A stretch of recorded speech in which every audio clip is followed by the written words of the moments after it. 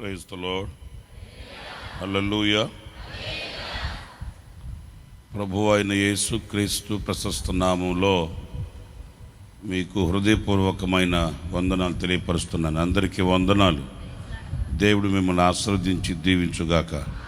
అనుదినం ఆయన కృపలో భద్రపరిచి క్షేమాభివృద్ధిని కలిగించి ఆయన సముఖంలో సజీవులుగా నిలిచే ధన్యతను ప్రభువు భాగ్యులమైన మనకు ఆయన అనుగ్రహించాడు. మనకంటే బలము ధనము కలిగిన జనము ఎందరో లోకాన్ని విడిచి వెళుతున్నప్పటికీ, అనేక మంది లోకంలో కలిసిపోతున్నప్పటికీ కృపగల దేవుడు ఆయన మహదేశ్వర్యాన్ని మనకు అనుగ్రహించి మనల్ని అందరినీ ఆయన మధ్యలో ఎదలో దాచుకొని క్షేమాన్ని అనుగ్రహించి ఈ పునరుద్ధానపు వేళ మనల్ని సాక్షులుగా ప్రభువు నిలిపెట్టాడు. అందుకు మనం ఎంతైనా కూడా కృతజ్ఞులం, ఆయనను స్తుతించబద్ధులం. ఈ రోజున కొద్ది నిమిషాలు నేను మీకు దేవుని మాటలు చెప్తాను. అవి మీకు ఆశీర్వాదకరంగా ఉండాలని పరిశుద్ధాత్మని సహాయాన్ని నేను కోరుకుంటున్నాను. ఈరోజు మీరు దేవుని సన్నిధికి ఆశతో వచ్చారు. మీ గుండెల్లో గంపడ ఆశ ఉంటుంది. ఆశ లేకుండా ఎవరు కూడా ఇక్కడ అడుగు పెట్టలేదు. మీకైనా నాకైనా మన అందరికీ ఆశ ఉంటుంది. ఏ ఆశ ఉంటుంది? మిద్దె కట్టిస్తాడు, అద్దెకిచ్చుకుంటామని కాదు. కారు కొని పెడతాడు, కాలు కింద పెట్టకుండా తిరుగుతామని కాదు. లేకపోతే చేతికి అందిస్తాడు, పీకల కాన తిని పడుకుందామని కాదు. మనలో ఒక వాంఛ, చింతన ఉంది. అది ఏంటి? మనకు ఒక నూతన బలం కావాలి, నూతన శక్తి సంపన్నత కావాలి, మనకు ఆధ్యాత్మికమైన విలువలు కావాలి, మనకు వరములు ఫలములు కావాలి. ఒక రోజున క్రీస్తు యేసు ఎదుట మనం నిలవాలి. ఇది మన అందరికీ ఉన్న వాంఛ. ఇక ఈ తినేది, ఉండేది, కట్టేది ఇవన్నీ సర్వసాధారణం. అన్ని జనులు కూడా వాటిని ఆశిస్తారు, అవే కోరుకుంటారు. అంతే కదా? ఏమండి చర్చికి వస్తామో మా అమ్మాయికి పెళ్ళి అవుతుందా అని అడుగుతారు. ఏమండి చర్చికి వస్తామో మా అబ్బాయికి ఉద్యోగం వస్తుందా అని అడుగుతారు. ఏమండి మా అబ్బాయి అమెరికాకి వెళ్ళాలనుకుంటున్నాడు, అందుకని వీసా కావాలండి, నా సగదాకా తీసుకెళ్తాడని అడుగుతారు. మనం అందరిలాగా కాదు.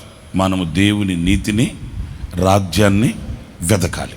వాళ్ళకి మనకు ప్రత్యేకత అదే. మనము దేవుని నీతిని, రాజ్యాన్ని వెతుకుతాము. ఆ పిదప దేవుడు మన నిధులన్నీ ఆయన నింపుతాడు. ఆయన వాటిని తీరుస్తాడు, వాటిని ఆయన నెరవేరుస్తాడు. మనం వాటిని పట్టుకోవాల్సిన అవసరం లేదు. అర్థమవుతుందా? మనం వాటిని అడగాల్సిన అవసరం లేదు. అయితే ఒక్కటి, మీరు ఏ ఆశతో వచ్చారో మీలో ఎవ్వరు కూడా నిరాశ చెందాల్సిన అవసరం లేదు. మనకున్న చెడ్డ అలవాటు ఏంటంటే క్షణాలలో మనం నిరసలిపోతాం, క్షణాలలో అప్పటికప్పుడే డల్ అయిపోతాం, అప్పటికప్పుడే కుంగిపోతాం కదా. అప్పటికప్పుడే ఏదో జరిగిపోయినట్లు డేలపడిపోతాం. ఎప్పుడు కూడా అట్లాగా మనం కృంగిపోకూడదండి. నేను ఇప్పుడు చాలా సంవత్సరాల క్రితం ఒక చిన్న ఒక విషయాన్ని చదివా. ఏంటంటే ఒక దేశం యుద్ధం చేస్తుందంట. యుద్ధం చేస్తుంటే సరే అందరూ చాలా హోటాహోరీగా జరుగుతుంది యుద్ధం. అప్పుడు రాజుగారు కూడా యుద్ధం చేస్తున్నాడు.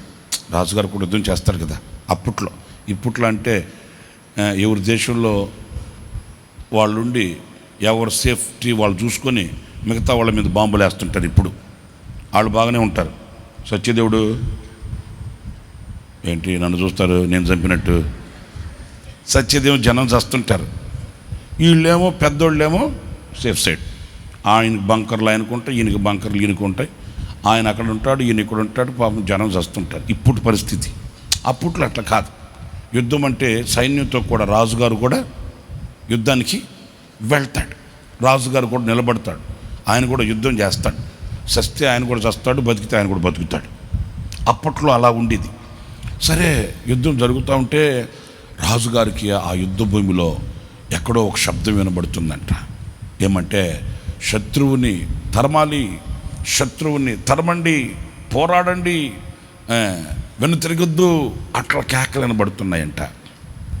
అప్పుడు ఎక్కడిది శబ్దం అని రాజుగారు వెతికి చూస్తే ఆ చెట్ల మధ్యలో ఒక మొండెం, అంటే 2 చేతులు తెగిపోయాయి, 2 కాళ్ళు విరిగిపోయాయి, ఒక మొండెం మాత్రమే ఆ చెట్ల మధ్యలో పడిపోయి ఉన్నాడంట. ఒక అతను, ఒక సైనికుడు, యుద్ధం చేసిన సైనికుడు.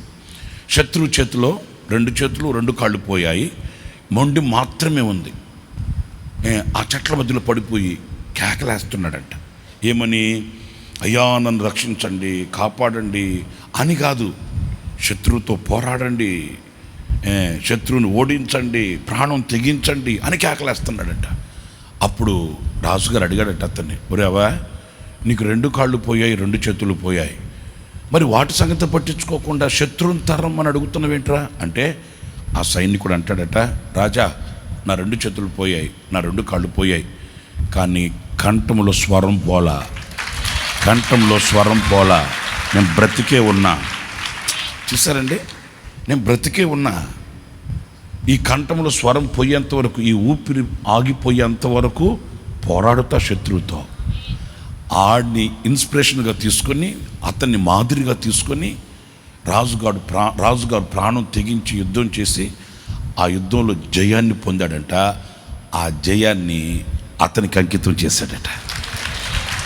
నేను ఇప్పుడు ఈ విషయాన్ని మీతో ఎందుకు చెప్తున్నానంటే, ఏదో జరిగిందని అలసిపోకూడదు, ఏదో జరిగిందని వాడి చెడి పడి కుంగిపోకూడదు, ఏదో జరిగిందని నిరాశ నిస్పృహలకు వెళ్ళిపోయి ఇంకేం బతుకుతాంలే, ఇంకేం చేస్తాంలే, ఇంకేముంది, ఇంత జరిగిన తర్వాత ఇంకేం చేయగలుగుతాము, ఇన్ని వచ్చిన తర్వాత ఇంకేం ముందుకు వెళతాం. ఎప్పుడు కూడా ఆ నిరాశ నిస్పృహలకి మనం తావివ్వకూడదండి. నిరాశల ఏంటిది? నిరాశల నీడను, ఈ సంవత్సరం పాటలో 2వ చరణంలో మీరు చూస్తారు ఆ మాట. ఎప్పుడు కూడా ఆ నిరాశ నిస్పృహ అట్లాగే మనం వెళ్ళిపోకూడదండి, కృంగిపోకూడదండి. ఎప్పటికైనా మనలో ఆ విజయమును గూర్చిన దర్శనం, వింటున్నారా? విజయాన్ని గూర్చిన, అందరూ చెప్పచ్చు కదా, విజయాన్ని గూర్చిన మన కళ్ళ ముందు ఎప్పుడు అది మనకు కనిపిస్తుండాలి, మన కనులు ఎదుట ప్రత్యక్షమవుతుండాలి. ఏంటంటే ఘన విజయం. పడుకున్నా, లేచినా, కూర్చున్నా, ఒకవేళ ఎలాంటి స్థితిగతుల మధ్యలో సతికలు పడిపోయి, కృంగిపోయి, గుండె గాయమైపోయి, శరీరమే కృంగిపోయి, ఇల్లు ముల్లైపోయి, ఒళ్ళు గొల్లైపోయి, అలసి సొలసి సొక్కిపోయిన పరిస్థితిలో వచ్చిన మన కనుల ఎదుట ఉన్న ఆ విజయ దర్శనం పోకూడదండి. ఆ విజయ దర్శనం ఎప్పుడు మన కనుల ఎదుట ఉండాలి.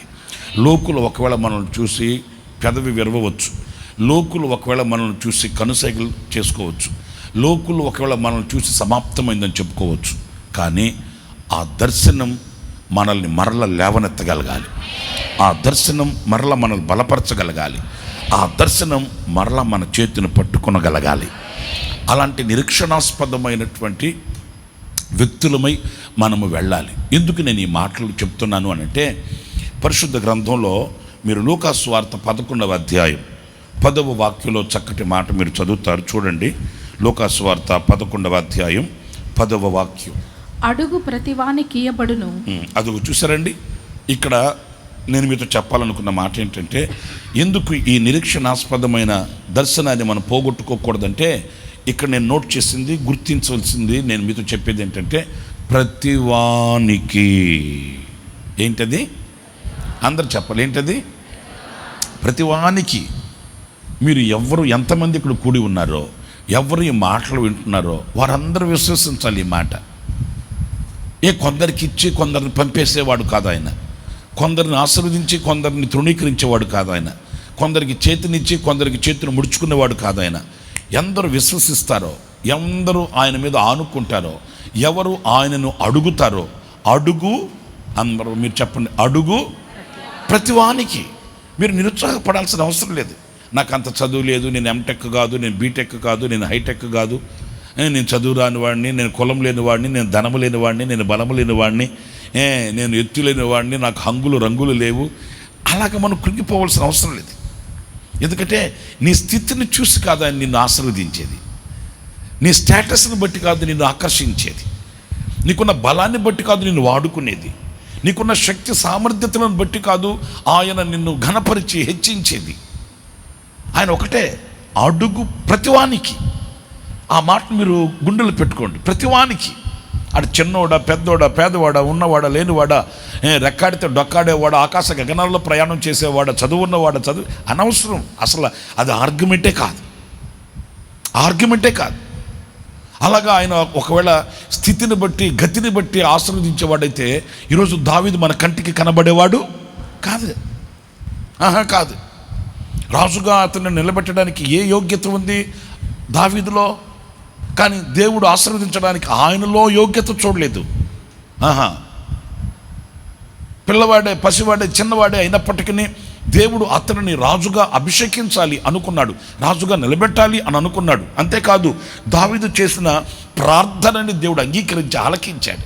అతని గుండెల్లో ఉన్న కాంక్షను చూశాడు. ఇంకా చెప్పన లేమి స్థితిలో ఉండి కూడా ఉన్నతమైన వాటి మీద దృష్టి కలిగిన అతని దర్శనం చూశాడు. కనుక నేను చెప్పేది ఏంటంటే, ప్రతి వానికి, స్త్రీలైన, పురుషులైన, చిన్నలైన, పెద్దలైన, ఉన్నవాళ్ళు లేని ఎవరైనప్పటికీ ఇక్కడ తారతమ్యం, భేదం ఏమీ లేదండి. మీరు అడగండి, మీరు కోరుకోండి, మీరు ప్రార్థించండి, మీరు ఆశించండి, ప్రభు పాదాలు పట్టుకోండి. ఎవరో వస్తారు, ఇస్తారు, తెస్తారు, మన నెత్తి మీద పెడతాడు, ఊరేగుతామని ఎప్పుడు అనుకోవద్దండి. నరలోకంలో నరుల స్వభావం ఎలాంటిది అని అంటే, కృంగిపోతే చూడలేరు, బాగుపడితే చూడలేరు. నరుల స్వభావం అలాగే ఉంటుందండి. మనుషుల స్వభావం ఎలా ఉంటుందంటే, కృంగిపోతే చేయూతనిచ్చి లేపలేరు, అలాగని గొప్ప వాళ్ళమైపోతే కంటి నిండా మాట్లాడరేంటి, చూడలేరు. మనుషుల స్వభావం అలాగే ఉంటుంది. కృంగిపోయామనుకోండి, అయ్యో అంటారు, అంతేగాని చేయించి పైకి లేపరు. సరే, అలాగని గొప్పవాళ్ళం అయిపోతున్నాం అనుకో, పోనీలే బాబు ఏదో గొప్పవాడు అవుతున్నాడు, ఏదో పాపం పెద్దవాడు అవుతున్నాడు, ఏదో ఆశీర్వదించబడుతున్నాడు, ఏదో అట్లా అనుకోరండి. వాడిని ఎట్లా కృంగదీద్దామా, ఎట్లాగా నెత్తి మీద కాలు పెడదామా, ఎట్లా పాడు చేద్దామా, ఎట్లాగా వాడిని ప్రజల్లో ఇది చేసేద్దామా అని ఆ ప్లాన్లో ఉంటారు. వీళ్ళు పడితే లేవనెత్తలేరు, బాగా ఉంటే కంటి నిండా చూడలేదు. మనుషుల స్వభావం అంతే. దానికి మరలా మనం థర్మామీటర్ పెట్టాల్సిన అవసరం లే, స్టెతస్కోప్ మెడలో వేసుకుని తిరిగి వాళ్ళందరూ టెస్ట్ చేయాల్సిన అవసరం లే. నైజం అంతే, మనుషుల స్వభావం అంతే. అంచేత నేను అనేది ఏంటంటే, ఎవరో వచ్చి, ఎవరో తెచ్చి, ఎవరో ఇచ్చి మనల్ని పైకి లేవుతారో వద్దండి, వద్దనే వద్దు. మీరు అడగండి. ఎవరిని అడగాలి? ప్రభువుని అడగండి. ఎందుకంటే ఆయన మన తండ్రి. తండ్రి ఎప్పుడు కూడా ఏమనుకుంటాడు అంటే, బిడ్డను చేతులతో ఎత్తుకొని ఆకాశం వైపు పైకి ఎత్తుతాడు. ఎందుకు ఎత్తుతాడు? నాకంటే నా బిడ్డ ఎత్తుగా ఉండాలని కోరుకుంటాడు. ప్రతి తండ్రి గుండెల్లో ఉన్న కోరిక ఏంటంటే, నాకంటే కింద ఉండాలని, నాకంటే హీనంగా ఉండాలని, నాకంటే బలహీనుడై ఉండాలని. అట్లా ఎప్పుడు తండ్రి కోరుకోడండి. తండ్రి గుండెల్లో ఉన్న ఆశలన్నీ ఎలా ఉంటుందంటే, నా బిడ్డ నాకంటే ఎత్తులో నిలబడాలి, ఎత్తుగా కనబడాలి, ఉన్నతంగా ఉండాలని కోరికలతో గుండెని నింపుకుంటాడు తండ్రి. ఆ పరలోకపు తండ్రి మన తండ్రి. మనుషుల స్వభావం వంటిది కాదు ఆయనది. కనుక నేను అనేది ఏంటంటే, మనం ఎవరో దగ్గరికి వెళ్ళి ఆళ్ళ పాదాలు పట్టుకునే దానికంటే, ఎవరో దగ్గరికి వెళ్ళి వాళ్ళ దగ్గర కన్నీళ్లు కార్చేదానికంటే, ఎవరో దగ్గరికి వెళ్ళి వాళ్ళ దగ్గర విన్నపించుకొని మన చరిత్రలు చెప్పుకునే దానికంటే, అదిగో వాక్యం ఉంటుంది, ఆయన పాదాలు పట్టుకోండి, ఆయన శ్రద్ధలో కన్నీరు కార్చండి, నీ గోడంతా ఆయనతో చెప్పుకోండి, అరమర లేకుండా ప్రభుత్వం ముచ్చటించండి. ప్రతివానికి ఆయన అనుగ్రహిస్తాడంట. స్తోత్రం కలుగును గాక. హల్లెలూయా. మరి ప్రతివానికి అంటే ఏ ఒక్కరిని, మీరు ఇంకొక మాట కూడా లూకాసు వార్తలోనే 4వ అధ్యాయం 40వ వాక్యం కూడా చదువుతారండి. 4వ అధ్యాయం 40వ వాక్యం.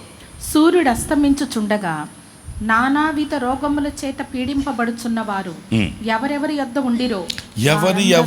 ఉండిరో వారందరూ.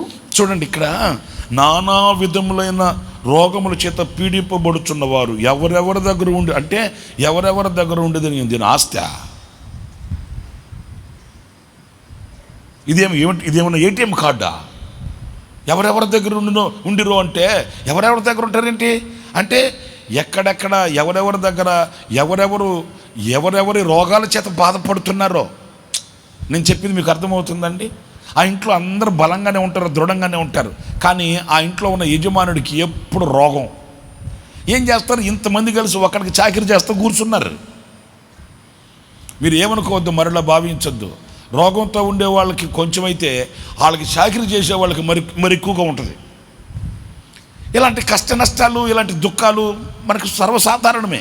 ఇక్కడ మనం గమనించాల్సింది, ఎవరెవరి దగ్గర రోగాలతో ఉన్నవారు ఉన్నారో, ఎవరెవరి ఇంట్లో రోగాలతో నలుగుతున్న వాళ్ళు ఉన్నారో, ఎవరెవరి ఇంట్లో ఈ రోగాల చరిత్ర, ఈ రోగాల యొక్క వ్యవస్థ ఏలుబడి చేస్తుందో, వాళ్ళంతా ఏం చేశారంటే, ఈ రోగాలతో పీడింపబడుతున్న వాళ్ళందరినీ ఆయన యొద్దకు తీసుకొని వచ్చారంట. ఏది ఈ ఎవరెవరి దగ్గర బాయ్ హలో మీ ఇంట్లో ఎవరున్నారు రోగాలు తీరు అయ్యా ఉన్నాడు అయ్యా బాబు మా ముసలాయన ఎప్పుడు ఇంట్లో మంచం మీద ఉంటాడు బాబు తీసుకురారా బాబు భలేవాడు ఉన్నట్టు తీసుకురా. హలో అమ్మ మీ ఇంట్లో ఎవరున్నారు? మా ఇంట్లో మా అమ్మగారు ఉందండి, తీసుకురా. ఆటో బిల్లు ఆటో ఎక్కిస్తావు. ఎక్కడికి? మేము వెళ్తున్నాం ఏసఐ దగ్గరికి, మీరు కూడా వస్తారా? రండి. మొత్తం గ్యాంగ్ బయలుదేరారు.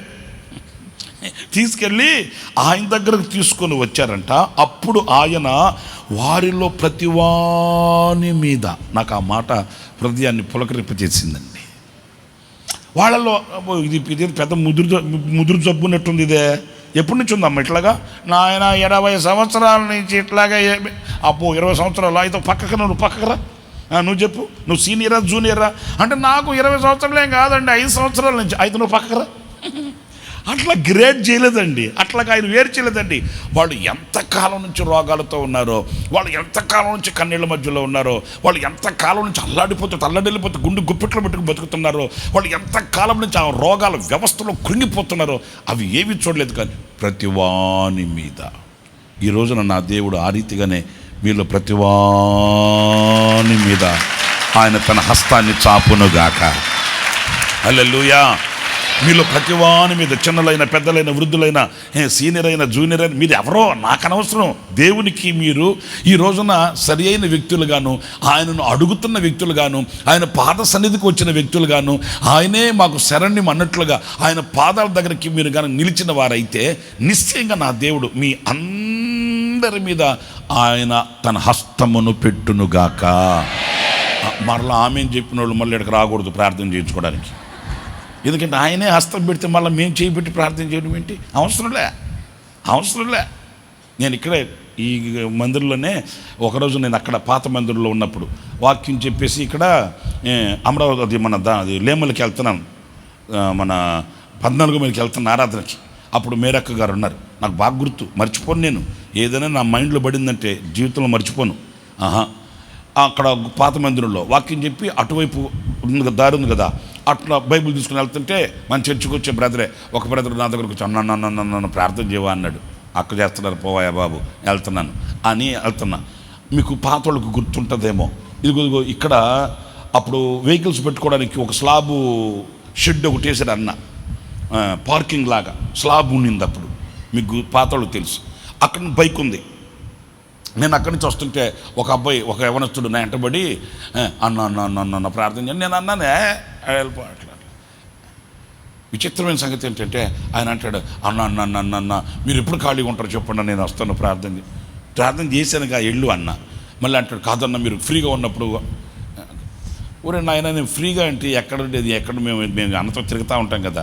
అట్లా అంటే ఆ పిల్లడు, ఆ తమ్ముడు అంటాడు, కాదన్న సమస్య వచ్చినప్పుడు మీరు చెప్పుకోవాలనిపిస్తుంది, మరి మీరేం దొరకరో అన్నాను.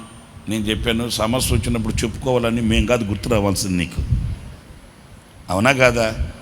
మీరు చెప్పారనుకో, మాకు అర్ధగంట చెప్పారనుకో, అర్ధగంట వింటాం, 5 నిమిషాలు ప్రార్థన చేస్తాం. ఏం చేస్తాం? 5 నిమిషాలు ప్రార్థన నెత్తిమి చేయబెట్టి, ప్రభు ఏదో చెప్పింది ప్రభు చూసుకో ఆమెన్ అంటాం. అంతే కదా. మధ్యలో మేము ఎందుకు? నువ్వే డైరెక్ట్గా అడగచ్చుగా ప్రభుని, అడగచ్చా లేదా? మాట్లాడరేంటి? అడగచ్చా లేదా? పోనీ మీరు అడిగితే చేయను అన్నాడా? అమ్మ మీరు రావద్దు నా దగ్గరికి, మీరు చెప్తే నేను నిన్నగానే ఆ రమేష్ పాస్టర్ రమ్మను అన్నాడా? అంటాడు ఆయన. మధ్యలో నేను ఎందుకు పానకలో పుడకలాగా?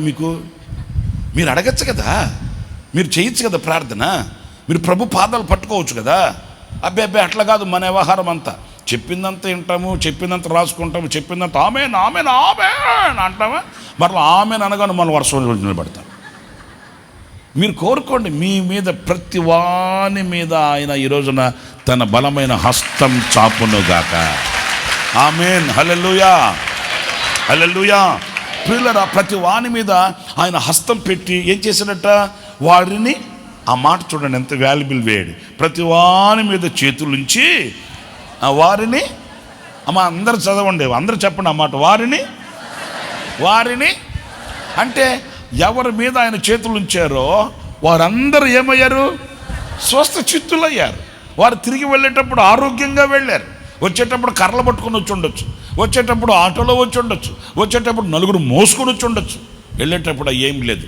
ఆరోగ్యకరంగా దీవెనకరంగా వాళ్ళంతా స్వస్థ చిత్తులై తిరిగి వెళ్ళారట. నిజమే నా ప్రియమైన దేవుని బిడ్డలారా, అడుగు ప్రతివానికి అనుగ్రహించు దేవుడు, ఆయన యుద్ధకు వచ్చిన ప్రతివారిని స్వస్థపరచు దేవుడు, సజీవుడు, నిన్న నేడు నిరంతరం ఏకరీతిగా ఉన్నవాడు. ఆయన ఈ ఆరాధనలో మన మధ్యలో ఆత్మస్వరూపుగా సంచరించుచున్నవాడు. నిశ్చయముగా నా దేవుడు మీ ప్రతివాని మొర వింటాడు, ప్రతివానిని స్వస్థపరుస్తాడు. మీరు నిర్ధారించుకోండి, మీరు బలాన్ని తెచ్చుకోండి, మీరు చేసుకోండి. ఎప్పుడు ఎన్నడూ ఎక్కడ కూడా కృంగుదలకి తావివ్వకండి. నా దేవుడు నేను అడిగితే చేస్తాడు. నా దేవుడు ఆయన దగ్గరికి నేను వెళితే స్వస్థపరుస్తాడు. నా దేవుడు ఎప్పుడు నన్ను వమ్ము చేసే దేవుడు కాదు. నేను ఆయన దగ్గరికి వెళితే ఒట్టి చేతులతో రాను. ఆయన దగ్గరికి వెళితే నేను మరలా కృంగిపోను. ఆయన దగ్గరికి వెళితే మరలా నేను అలజడిపాలు కాను. నేను వెళితే ఆయన నిశ్చయముగా నన్ను ఆశీర్వదించే మరలా ఇక్కడికి పంపిస్తాడు. కొందరే ఆమెను అంటున్నారు, మిగతా వాళ్ళంతా ఎందుకు వచ్చినట్టు మరి? ఆమెను చెప్పండి. మరి ఇందాక చెప్పచ్చుగా, ఇప్పుడు చెప్తున్నారు ఏంటి? పిచ్చోళ్ళరా. ఆమేన్. మీరు వాక్యం వింటున్నంతసేపు ప్రభుని స్తుతిస్తూనే ఉండాలి మీరు. మరి ఏంటి అమ్మల్లో బొమ్మల్లా కూర్చొని నన్ను చూస్తాడు, ఏం ప్రయోజనం చెప్పు? వాక్యం చెప్పేంత వరకు మీరు స్తుతించాలి, ప్రభుని స్తుతించాలి. ఆ వాక్యం మీ అంతరంగానికి తడుతున్నప్పుడల్లా, వాక్యం మీ అంతరంగంలోనికి వెళుతున్నప్పుడల్లా మీరు స్తుతి చెల్లిస్తూనే ఉండాలి. అప్పుడే ఇప్పుడు మీరు అంటే స్త్రీలు ఎక్కువ మంది ఉన్నారు నా కళ్ళ ముందు, మీకే చెప్తా. ఒక అట్టేయాలనుకో, పొయ్యి మండుతూ ఉంటే అట్టేస్తావా, పొయ్యి ఆరిపోయి ఉంటే అట్టేస్తావా? మరి అదే నేను చెప్పేది కూడా. మీ హృదయంలో కూడా ఎప్పుడు ఆ స్తుతి ధూపం వెళుతూ ఉంటే ఆశీర్వాదాలు పరలోకంలోకి దిగి వస్తాయి. ఆమేన్, హల్లెలూయా.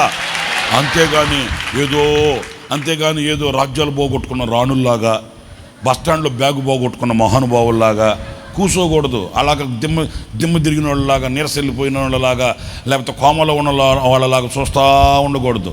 స్తోత్రం చెప్పాలి, స్తుతిస్తుండాలి, ప్రభువుని మహిమపరుస్తుండాలి. దేవుని శక్తి కలిగిన వాక్యం మిమ్మల్ని తడుతున్నప్పుడు స్పందిస్తుండాలి. స్పందించడం అంటే ఏంటి? స్తుతించాలి ప్రభుని.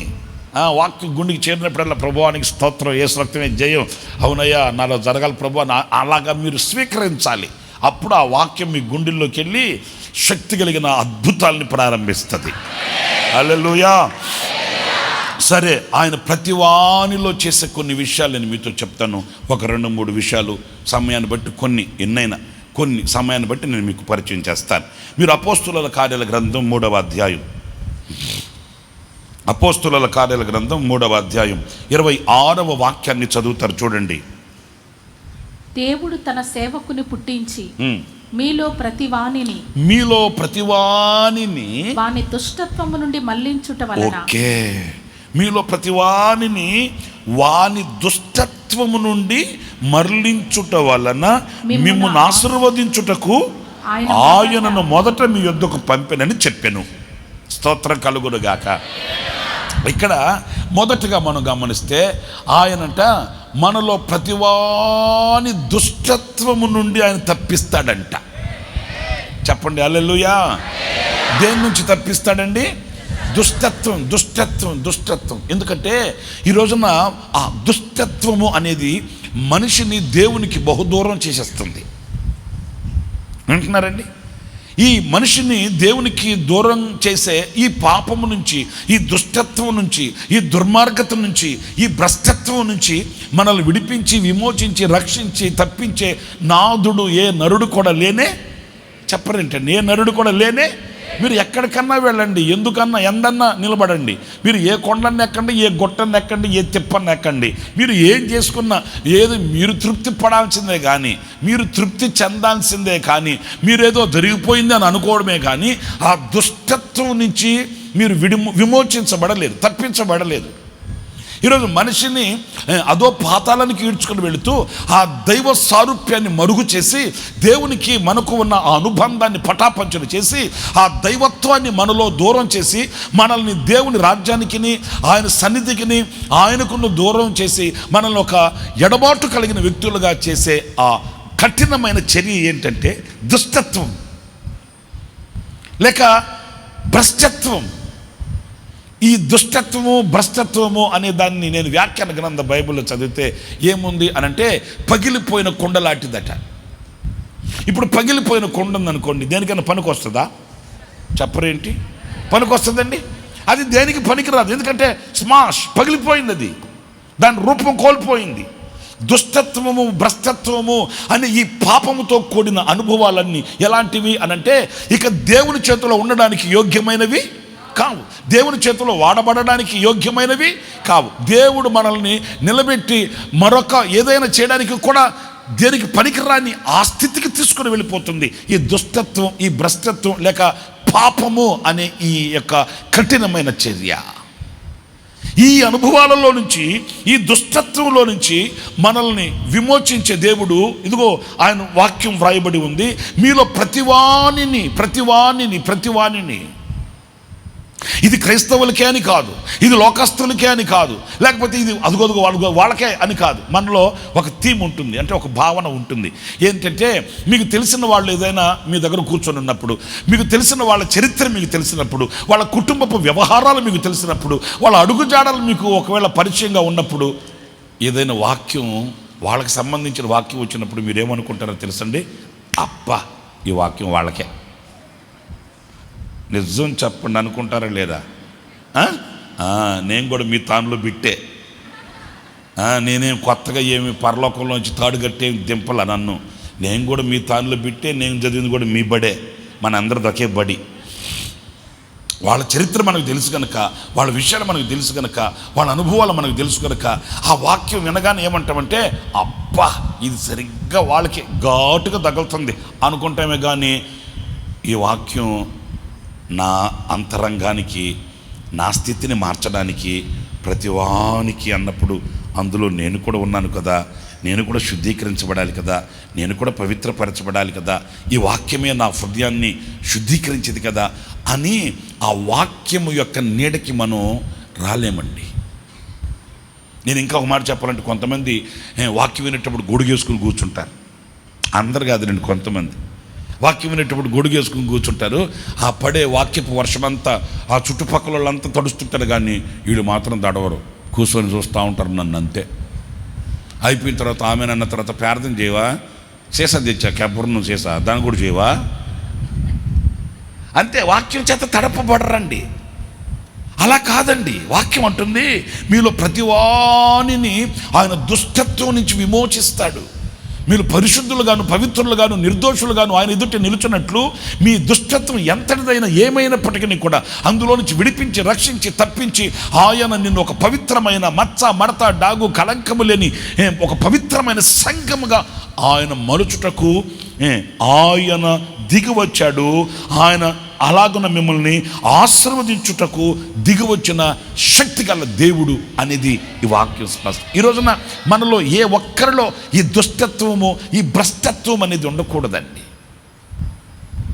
అంటే నేను అనేది ఏంటంటే, మనం అంత పవిత్రులముగాను పరిశుద్ధులుగాను ఉండుటకు ఏం చెయ్యాలి అనంటే, మనము జాప్యం చేయకుండా ఆయన సన్నిధికి వెళ్ళి మనల్ని మనం పరిశీలించుకొని, పరీక్షించుకొని, శుద్ధీకరించుకొని, నేను 77లో రక్షించబడ్డానండి, 78లో బాప్తిసం పొందానండి, 79లో ఆత్మ కూడా వచ్చేసిందండి అని 77, 78, 79 చెప్పుకుంటూ కుదరదు. మీరు ఆలోచించండి. మరి నేను అప్పుడు రక్షించబడ్డాను, ఇప్పుడు రక్షించబడ్డాను, ఇప్పుడు కాదు, అప్పుడు ఆటలు చెప్పుకుంటూ తిరిగితే కాదు. ప్రభు రాకడ వరకు, ఈ లోకాన్ని మనం విడిచేంత వరకు మనలో ఈ దుష్టత్వం జ్వరపడకుండా, మనలో ఈ భ్రష్టత్వం మనల్ని ఈడ్చుకొని వెళ్లకుండా ఎప్పటికప్పుడు అదిగో కృపాసనము ఎదుటకు మనము వెళ్ళి అబద్ధమాడని అద్దము ఎదుట మనం నిలిచి మనము శుద్ధీకరించుకోవడానికి ఆయన పాద పద్మము ఎదుట మనం ఎప్పుడు కూడా సిద్ధ మనసు కలిగిన వారమై ఉండాలి. హల్లెలూయా. మనం పుట్టేటప్పుడు ఎవరు కూడా సంకలో బైబిల్ పట్టుకొని పుట్టలేదండి. అమ్మా, ఆంధ్రదేశపు ఆడబుడుసులారా చెప్పండి, మనం ఎవరమైనా పుట్టేటప్పుడు బైబిల్ పట్టుకొని పుట్టామా? తల్లి గర్భంలో నుంచి వచ్చేటప్పుడు చిన్న బైబిల్ సంకలో పట్టుకొని, హల్లెలూయా స్తోత్రం, తల్లి గర్భంలో నుంచి వచ్చేటప్పుడు చిన్న బైబిల్ సంకలో పెట్టుకొని నెత్తి మీద పెట్టుకొని వచ్చామా? అన్ని భాషలో మాట్లాడుతూ ఆత్మలు ఆనందిస్తూ వచ్చామా? అట్లా కనుక వచ్చుంటే ఆ ముందు ఆ నర్సక్క చచ్చుండేది. ఆ తర్వాత కన్న తల్లి చచ్చుండేది. ఓ అమ్మ, నేను కనింది బిడ్డను కాదు నాయన దయ్యాన్ని కన్నట్టు. మరి ఎవరి మాట రాలేదు, మనం ఎవరి మాట రాలేదు. మరి ఎలాగ మనం శుద్ధీకరించుకోవాలి అని అంటే, ఇదిగో కాలం గడుస్తుంది. ఎప్పటికప్పుడు దేవుడు మనకు ఒక వివేకాన్ని ఇస్తున్నాడు, ఆలోచన ఇస్తున్నాడు, తలంపుని ఇస్తున్నాడు. మన ఎదుట ఆయన వెలుగై మన మీద తన వెలుగును ప్రకాశింప చేస్తున్నప్పుడు, ఆ దేదీప్యమానమైన వెలుగులో నేను ఎంత చీకట్లో ఉన్నాను అని గ్రహించే మనసుతో, సిద్ధ మనసుతో మనం దేవుని దగ్గరికి వెళ్ళి మనం శుద్ధీకరించబడాలి. ఇప్పుడు చూడండి, ఇన్ని లైట్లు కట్టారు కదా, ఇన్ని లైట్లో నేను అనుకుంటాను, నేను వెరీ వెల్, నేను బాగానే ఉన్నాను, చక్కగానే ఉన్నాను, తెల్ల బట్టలు వేసుకున్నా, పెద్ద బైబిల్ పట్టుకున్నా అని నేను అనుకుంటున్నా. ఏది ఈ వెలుగులో దేవుడు మరలా నన్ను చేయబట్టుకొని ఇంతకంటే గొప్ప వెలుగులో నడిపిస్తాడు. అప్పుడేమనిపిస్తుంది, అరే బాబు ఏంటి బట్టలు మార్చుకోండి ఏంటి అనిపిస్తుంది. ఓకే, అక్కడి నుంచి మరలా చేతిని పట్టుకొని ఆయన ఏం చేస్తాడు, ఇంకొంచెం అధికమైన వెలుగులోకి తీసుకుని వెళ్తాడు. అప్పుడేమనిపిస్తుంది, ఏంట్రా బాబు ఇంత చీకట్లో ఉన్నానా నేను, అట్లా అనిపిస్తుంది. అంటే ఆధ్యాత్మికంగా నీవు ఉన్నతమైన మహిమలోనికి వెళ్ళే కొద్దీ ఆ మహిమకు సంబంధించిన, ఆ మహిమకు కూడిన ఏ మలినం, ఏ దుష్టత్వం మనలో లేకుండా శుద్ధీకరించబడాలి. అంతేగాని నేను 77లో రక్షించబడి, 78లో బాప్తిసం పొంది, 79లో నేను ఆత్మలో నింపబడి, ఇక 80 సంవత్సరం నుంచి సతికిలు పడిపోయినని చెప్పుకుంటే ప్రయోజనం ఏంటి కదా? అయ్యా, మీ నామం పేట మేము దెయ్యాలు వెళ్ళగొట్టలేదా? మీ నామం పేట అద్భుతాలు చేయలేదా? అసలు మీ నామం పేట క్రూసైడ్లు పెట్టలేదా? మీ నామం పేట మేము భారతదేశం అంతా సువార్త ప్రకటించలేదా అంటే ఆయన అంటాడు, అసలు మీరు ఎవర్రా బాబు కదా? కరెక్టే, ఒకప్పుడు మీరు దెయ్యాలు కొట్టిన వాళ్ళే, ఒకప్పుడు మీరు అన్ని చేసిన వాళ్ళే, కానీ ఇప్పుడు అలా కాదు కదా. మరి ఇప్పుడు ఎలా ఉన్నారు? ఇప్పుడు ఏంటి అంటే, ఆ దుష్టత్వాన్ని మనం తీసివేసుకొని, ఆ దుష్టత్వంలో నుంచి ప్రత్యేకించి విడిపించబడిన పవిత్రమైన మనసాక్షితో పరిశుద్ధుడైన దేవుని పరిశుద్ధమైన చేతులెత్తి ఆ పరిశుద్ధ పర్వతం మీద నిలవగలిగిన ఆ స్థితిని మనం పొందుకోవాలి. అది కూడా అంట, అడుగు ప్రతివానికి ఆయన ఆ దుష్టత్వంలో నుంచి విడిపిస్తాడంట. స్తోత్రం చెప్పకపోయారు గట్టిగాను? హల్లెలూయా. అంటే ఈ ఆరాధనలో నేను చెప్పేది ఏంటంటే, ఇంకా అరాకొర, ఇంకా ఎక్కడన్నా అక్కడ దిమ్ములు సాటున, గోడ సాటున, లేకపోతే గోడలు కానుకొని, లేకపోతే కంటికి కనబడకుండా అట్లాగా ఈ దుష్టత్వంలో నిలిచిన వాళ్ళు, ఈ దుష్టత్వాన్ని విడువని వారు, ఈ దుష్టత్వంలో ఇంకా మగ్గిపోతున్న వాళ్ళు మీలో ఎవరన్నా ఉంటే, ఇదిగో ఈ రోజున నా దేవుడు అంటాడు, ఆయన నిన్ను విమోచించి విడిపించడానికే నీతో మాట్లాడుతున్నాడు. ప్రతివానిని ఆ దుష్టత్వంలో నుంచి విడిపించడానికి ఆయన ఇష్టపడి, ఇదిగో ఆయన నీ ఎదుటి నిలిచి ముచ్చటిస్తున్న, మాట్లాడుతున్న సంగతిని ఈనాటికైనా గ్రహించి ఆ దుష్టత్వం నుంచి విమోచించబడి పరిశుద్ధమైన వ్యక్తిగా, పరిశుద్ధమైన మనసాక్షి కలిగిన వ్యక్తిగా, పరిశుద్ధమైన చేతులెత్తి ఆయన ఆరాధించే వ్యక్తిగా మార్పు చెందవలసిన ఆవశ్యకత ఎంతైనా కూడా నిలిచి ఉంది. మరి ఈ అవకాశాన్ని కాలరాసుకొని, ఈ అవకాశాన్ని పోగొట్టుకొని, ఇంకా ఆయన రక్తాన్ని కాడతో తొక్కుకుంటూ ఇలాగే బ్రతుకుతాంలే, ఇలాగే జీవిస్తాంలే, ఇప్పుడు నాకు కొద్దువైంది ఏంటి, ఇప్పుడు నాకు తక్కువైంది ఏమిటి అనుకొని గనక నిన్ను నువ్వు మోసపరుచుకుని బయటికి వెళ్ళావా, అది నీ చేతిలో ఉంది. అంతే కదా. ఎలిమెంటరీ స్కూల్ అయితే చెవి మెలేసి కోసబెట్టి రాయ్ అని చెప్పచ్చు. ఇది ఎలిమెంటరీ స్కూల్ ఏమి కాదు, చాయిస్ నీకు ఇచ్చాడు దేవుడు. నీ చేతిలో ఆయన స్వతంత్రతనిచ్చాడు. ఇప్పుడు నువ్వు గనక ఆయన అడిగి, ప్రభువా నేను ఈ దుష్టత్వంలో ఉన్నాను కనుక నన్ను రక్షించి, తప్పించి, విమోచించి నన్ను పవిత్రునిగా మార్చమని నువ్వు కోరుకుంటే, ఇక్కడ మనకు సీనియర్లు, జూనియర్లు, బయటోడు, లోపలోడు అనేవి లేదండి. ఎవరి మనసు తెరవబడుతుందో, ఎవరిని మనసు వికసిస్తుందో, ఎవరిని హృదయంలో ఈ వాంఛ కలుగుతుందో, ప్రతివానిని దుష్టత్వం నుంచి ఆయన విడిపిస్తాడు. ఇంకొక మాట మీరు పరిశుద్ధ గ్రంథంలో త్వరగా చదివితే కొన్ని నేను మీకు ఏమంటారంటే ఆ పాయింట్స్ మాత్రమే చెప్తాను. ఎందుకంటే ఇంకా వివరణలోకి వెళ్ళి అదే మనం చెప్పుకుంటూ వివరించుకుంటూ ఉంటే అంత సమయం లేదు కనుక నేను పాయింట్స్ మాత్రమే ఎన్ని చెప్పగలిగితే అన్ని మీకు నేను చూపిస్తాను. రెండవది ఇంకొక మాట కూడా నేను మీకు జ్ఞాపకం చేస్తాను. అది యెషయా గ్రంథం 4వ అధ్యాయం 3వ వాక్యం నుంచి చదువుతారు, జాగ్రత్తగా వినండి. సియోనులో శేషించిన వానికి, యెరూషలేములో నిలువబడిన వానికి, అనగా జీవము పొందుటకై యెరూషలేములో దాఖలైన ప్రతివానికి స్తోత్రం కలుగును గాక. అందరు చెప్పండి హల్లెలూయా. ఇక్కడ ఇంకొక కేటగిరీ కనిపిస్తుంది. ఇక్కడ మనం చదివితే ప్రతివానికి ఎవరయ్యా వీళ్ళు అనంటే యెరూషలేములో నిలువబడిన వారికి, అనగా జీవము పొందుటకై యెరూషలేములో దాఖలైన ప్రతివానికి. ఇక అందరు తలపైకి ఎత్తచ్చు. యెరూషలేములో పేరు దాఖలైన ప్రతివానికి. యెరూషలేము అంటే ఏంటి? దేవుని ఆలయం. మరి దేవుని మందిరం, దేవుని ఆలయం కదా, పరిశుద్ధమైన దేవుని ఆలయం. ఇప్పుడు ఈ దేవుని ఆలయంలో యెరూషలేములో దాఖలైన ప్రతివానికి మన పేరు దేవుని మందిరములో దాఖలు చేయపరచబడాలట. యెరూషలేములో దాఖలు చేయపరచబడాలట. ఓటర్ లిస్టులో మన పేరు లేకపోయినా పర్లే. హలో, వింటున్నారా? ఓటర్ లిస్టులో మన పేరు లేకపోయినా పర్లేదు, ఇంకొక దాంట్లో మన పేరు లేకపోయినా పర్లే, లేకపోతే ఇంకోటి ఏదైనా లోక సంబంధమైన వాటిలో మన పేరు ఉన్నా లేకపోతే పెద్ద చింతించాల్సిన అవసరంలే. అర్థమవుతుందా? కానీ యెరూషలేములో మన పేరు దాఖలు చేయపరచబడాలి. దేవుని ఆలయములో అంటే దేవుని సముఖములో యెరూషలేము అనే పరిశుద్ధమైన సహవాసంలో మన పేరు దాఖలు చేయపరచబడితే, దాఖలు చేయపరచబడిన ప్రతి వానికి పరిశుద్ధుడు అనే పేరు పెడతాడంట. స్తోత్రం కలుగునుగాక. హల్లెలూయా.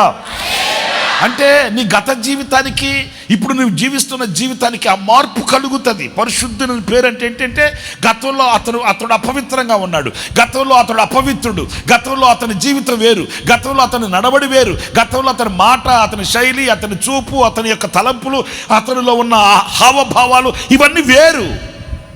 ఇప్పుడు అతని పేరు అక్కడ లేదు, ఇక్కడుంది.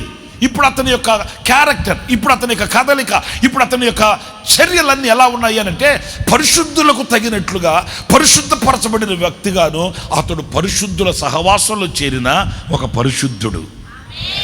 హల్లెలూయా. చెప్పండి హల్లెలూయా.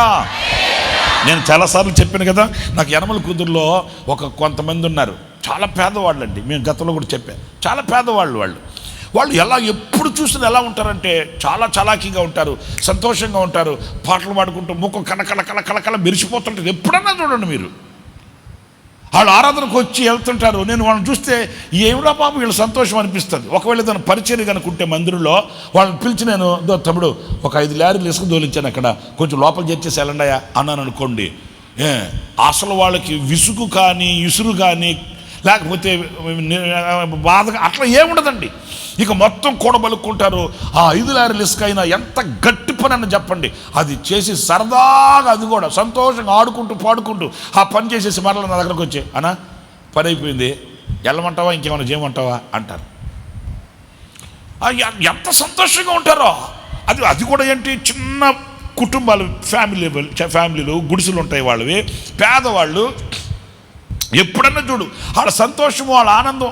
నేను ఉండబట్టలకు అడిగా 1-2 సార్లు పిలిచి, కాదు తమ్ముడా ఏంటి మీరు ఎప్పుడు చూసినా కళకళలాడుతుంటారు, సంతోషంగా ఉంటారు, ఎప్పుడు మీలో రేపటను కూర్చున్న దిగులు కానీ, చింత కానీ, బాధ కానీ, అది లేదే ఇది లేదే, వర్షాలు వచ్చేటట్టున్నాయో, ఇల్లు కప్పుకోలేదే, వేసవకాలం వచ్చిందో, కనీసం ఫ్యాన్ కూడా ఇదేంది ఏమంటుందని గిర్రం తిరుగుతుంటుందే అమ్మా, అదే చల్లగాలు కొడుతుంటారు కదా, కూలర్ కూడా ఏం మీకు చింత లేదే, మీ ఎన్ని చిన్న గుడారాలు కదా, చిన్న పాకలు కదా, ఎప్పుడు కళకళలాడుతుంటారు, మీరు సంతోషంగా ఉంటారు. అరే బాబు మిమ్మల్ని చూస్తే నాకు భలే ఆశ్చర్యంగా ఉంటుందయ్యా అన్నాను. ఆయన అసలు సంగతి అప్పుడు చెప్పాడు, అన్న మమ్మల్ని ఇప్పుడు చూసి మీరు మురిసిపోతున్నారు, గతంలో మేము కూడా తక్కువైన వాళ్ళు ఏం కాదు. సాయంకాలం అయితే మా వాళ్ళ గుడారాలు ఉన్నాయి, మా ఇంట్లో ఉన్నాయి కదా, అందరం కలిసి పోలీస్ స్టేషన్ దగ్గరికి వెళ్ళి సాయంకాలం అయితే ఎవడో ఒకడు పోలీస్ స్టేషన్లో ఉండేవాడు. మా వాళ్ళల్లో దెబ్బలాట్లు, కుమ్మలాట్లు, పోట్లాట్లు, ఇంకా దొంగతనాలు అవి ఇవి గోలగోలంత ఉండేది. ఎవడో ఒకడు స్టేషన్లో ఉండేవాళ్ళు. మేమంతా వెళ్ళి సాయంకాలం వెళ్ళి పోలీస్ స్టేషన్ దగ్గర కూర్చొని పడగాపులు పడి ఏదో వాళ్ళ కాళ్ళ ఏళ్ళబడి వాడిని విడిపించుకొని వచ్చేవాళ్ళని. మా బతుకంతా పోలీస్ స్టేషన్లోనే సగం గడిచిపోయిందన్న. పోలీస్ స్టేషన్ దగ్గరే మా జీవితం సగం గడిచిపోయింది. అతను చెప్తే అప్పుడు హవాకయ్యా నేను. ఇప్పుడు మీరు మమ్మల్ని చూసి మురిసిపోతున్నారు కరెక్టే, కానీ గతంలో మా బ్రతుకు కుక్క చిప్పుని ఇస్తారన్నా, వండుకొని తిన్నంత వరకు కూడా గ్యారెంటీలే. కమ్మగా వండుకునే వాళ్ళని తిందామని పళ్ళెల దగ్గర కూర్చునేసరికి పోలీసు వాళ్ళు వస్తారు. ఇక అంతే, అక్కడి నుంచి పరార్. లేకపోతే అక్కడి నుంచి పోలీసు వాళ్ళు క్యామెరా అయిపోయే వాళ్ళమి, వాళ్ళు సొక్క పట్టుకుని నిడుచుకుని వెళ్ళేవాళ్ళు. అయ్యో మా బతుకు కుక్కలు చింపినిస్తారన్నా. అయితే ఇప్పుడు మేము ఇంత ఆనందంగా ఉండడానికి గల కారణం ఏంటంటే పోలీస్ స్టేషన్లో మా పేర్లు లేవు, ఇప్పుడు జీవము కలిగిన దేవుని మందిరములో మా పేర్లు ఉన్నాయి. హల్లెలూయా, హల్లెలూయా. యెరూషలేములో మా పేర్లు దాఖలు చేయబడ్డాయి. ఇప్పుడు మాకు ఆ గత జీవితానికి ఇప్పుడు సంబంధం లేదు. మాకు బ్యాంకు కార్డులు లేవు, ఏటీఎం కార్డులు లేవు, ఆధార్ కార్డులు లేవు, ఆరోగ్యశ్రీ కార్డులు అసలే లేవు. మాకు ఈ కార్డులు లేవు.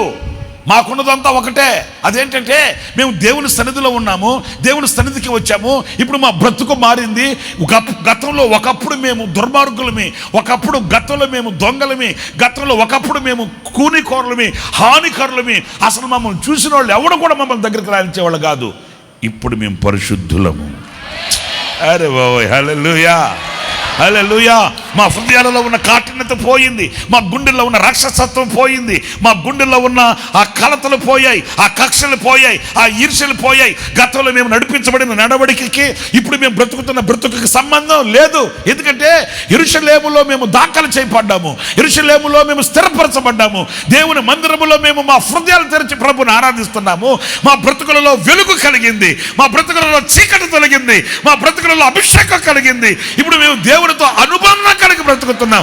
ఈ ఆనందానికి కారణం, ఈ సంతోషానికి కారణం మేము మా స్థానం మార్చుకున్నాము. మా దేవుడు మా స్థానం మార్చాడు. దేవుని మందిరములో యెరూషలేములో పేరు దాఖలు చేయబడిన ప్రతి వానికి పరిశుద్ధుడు.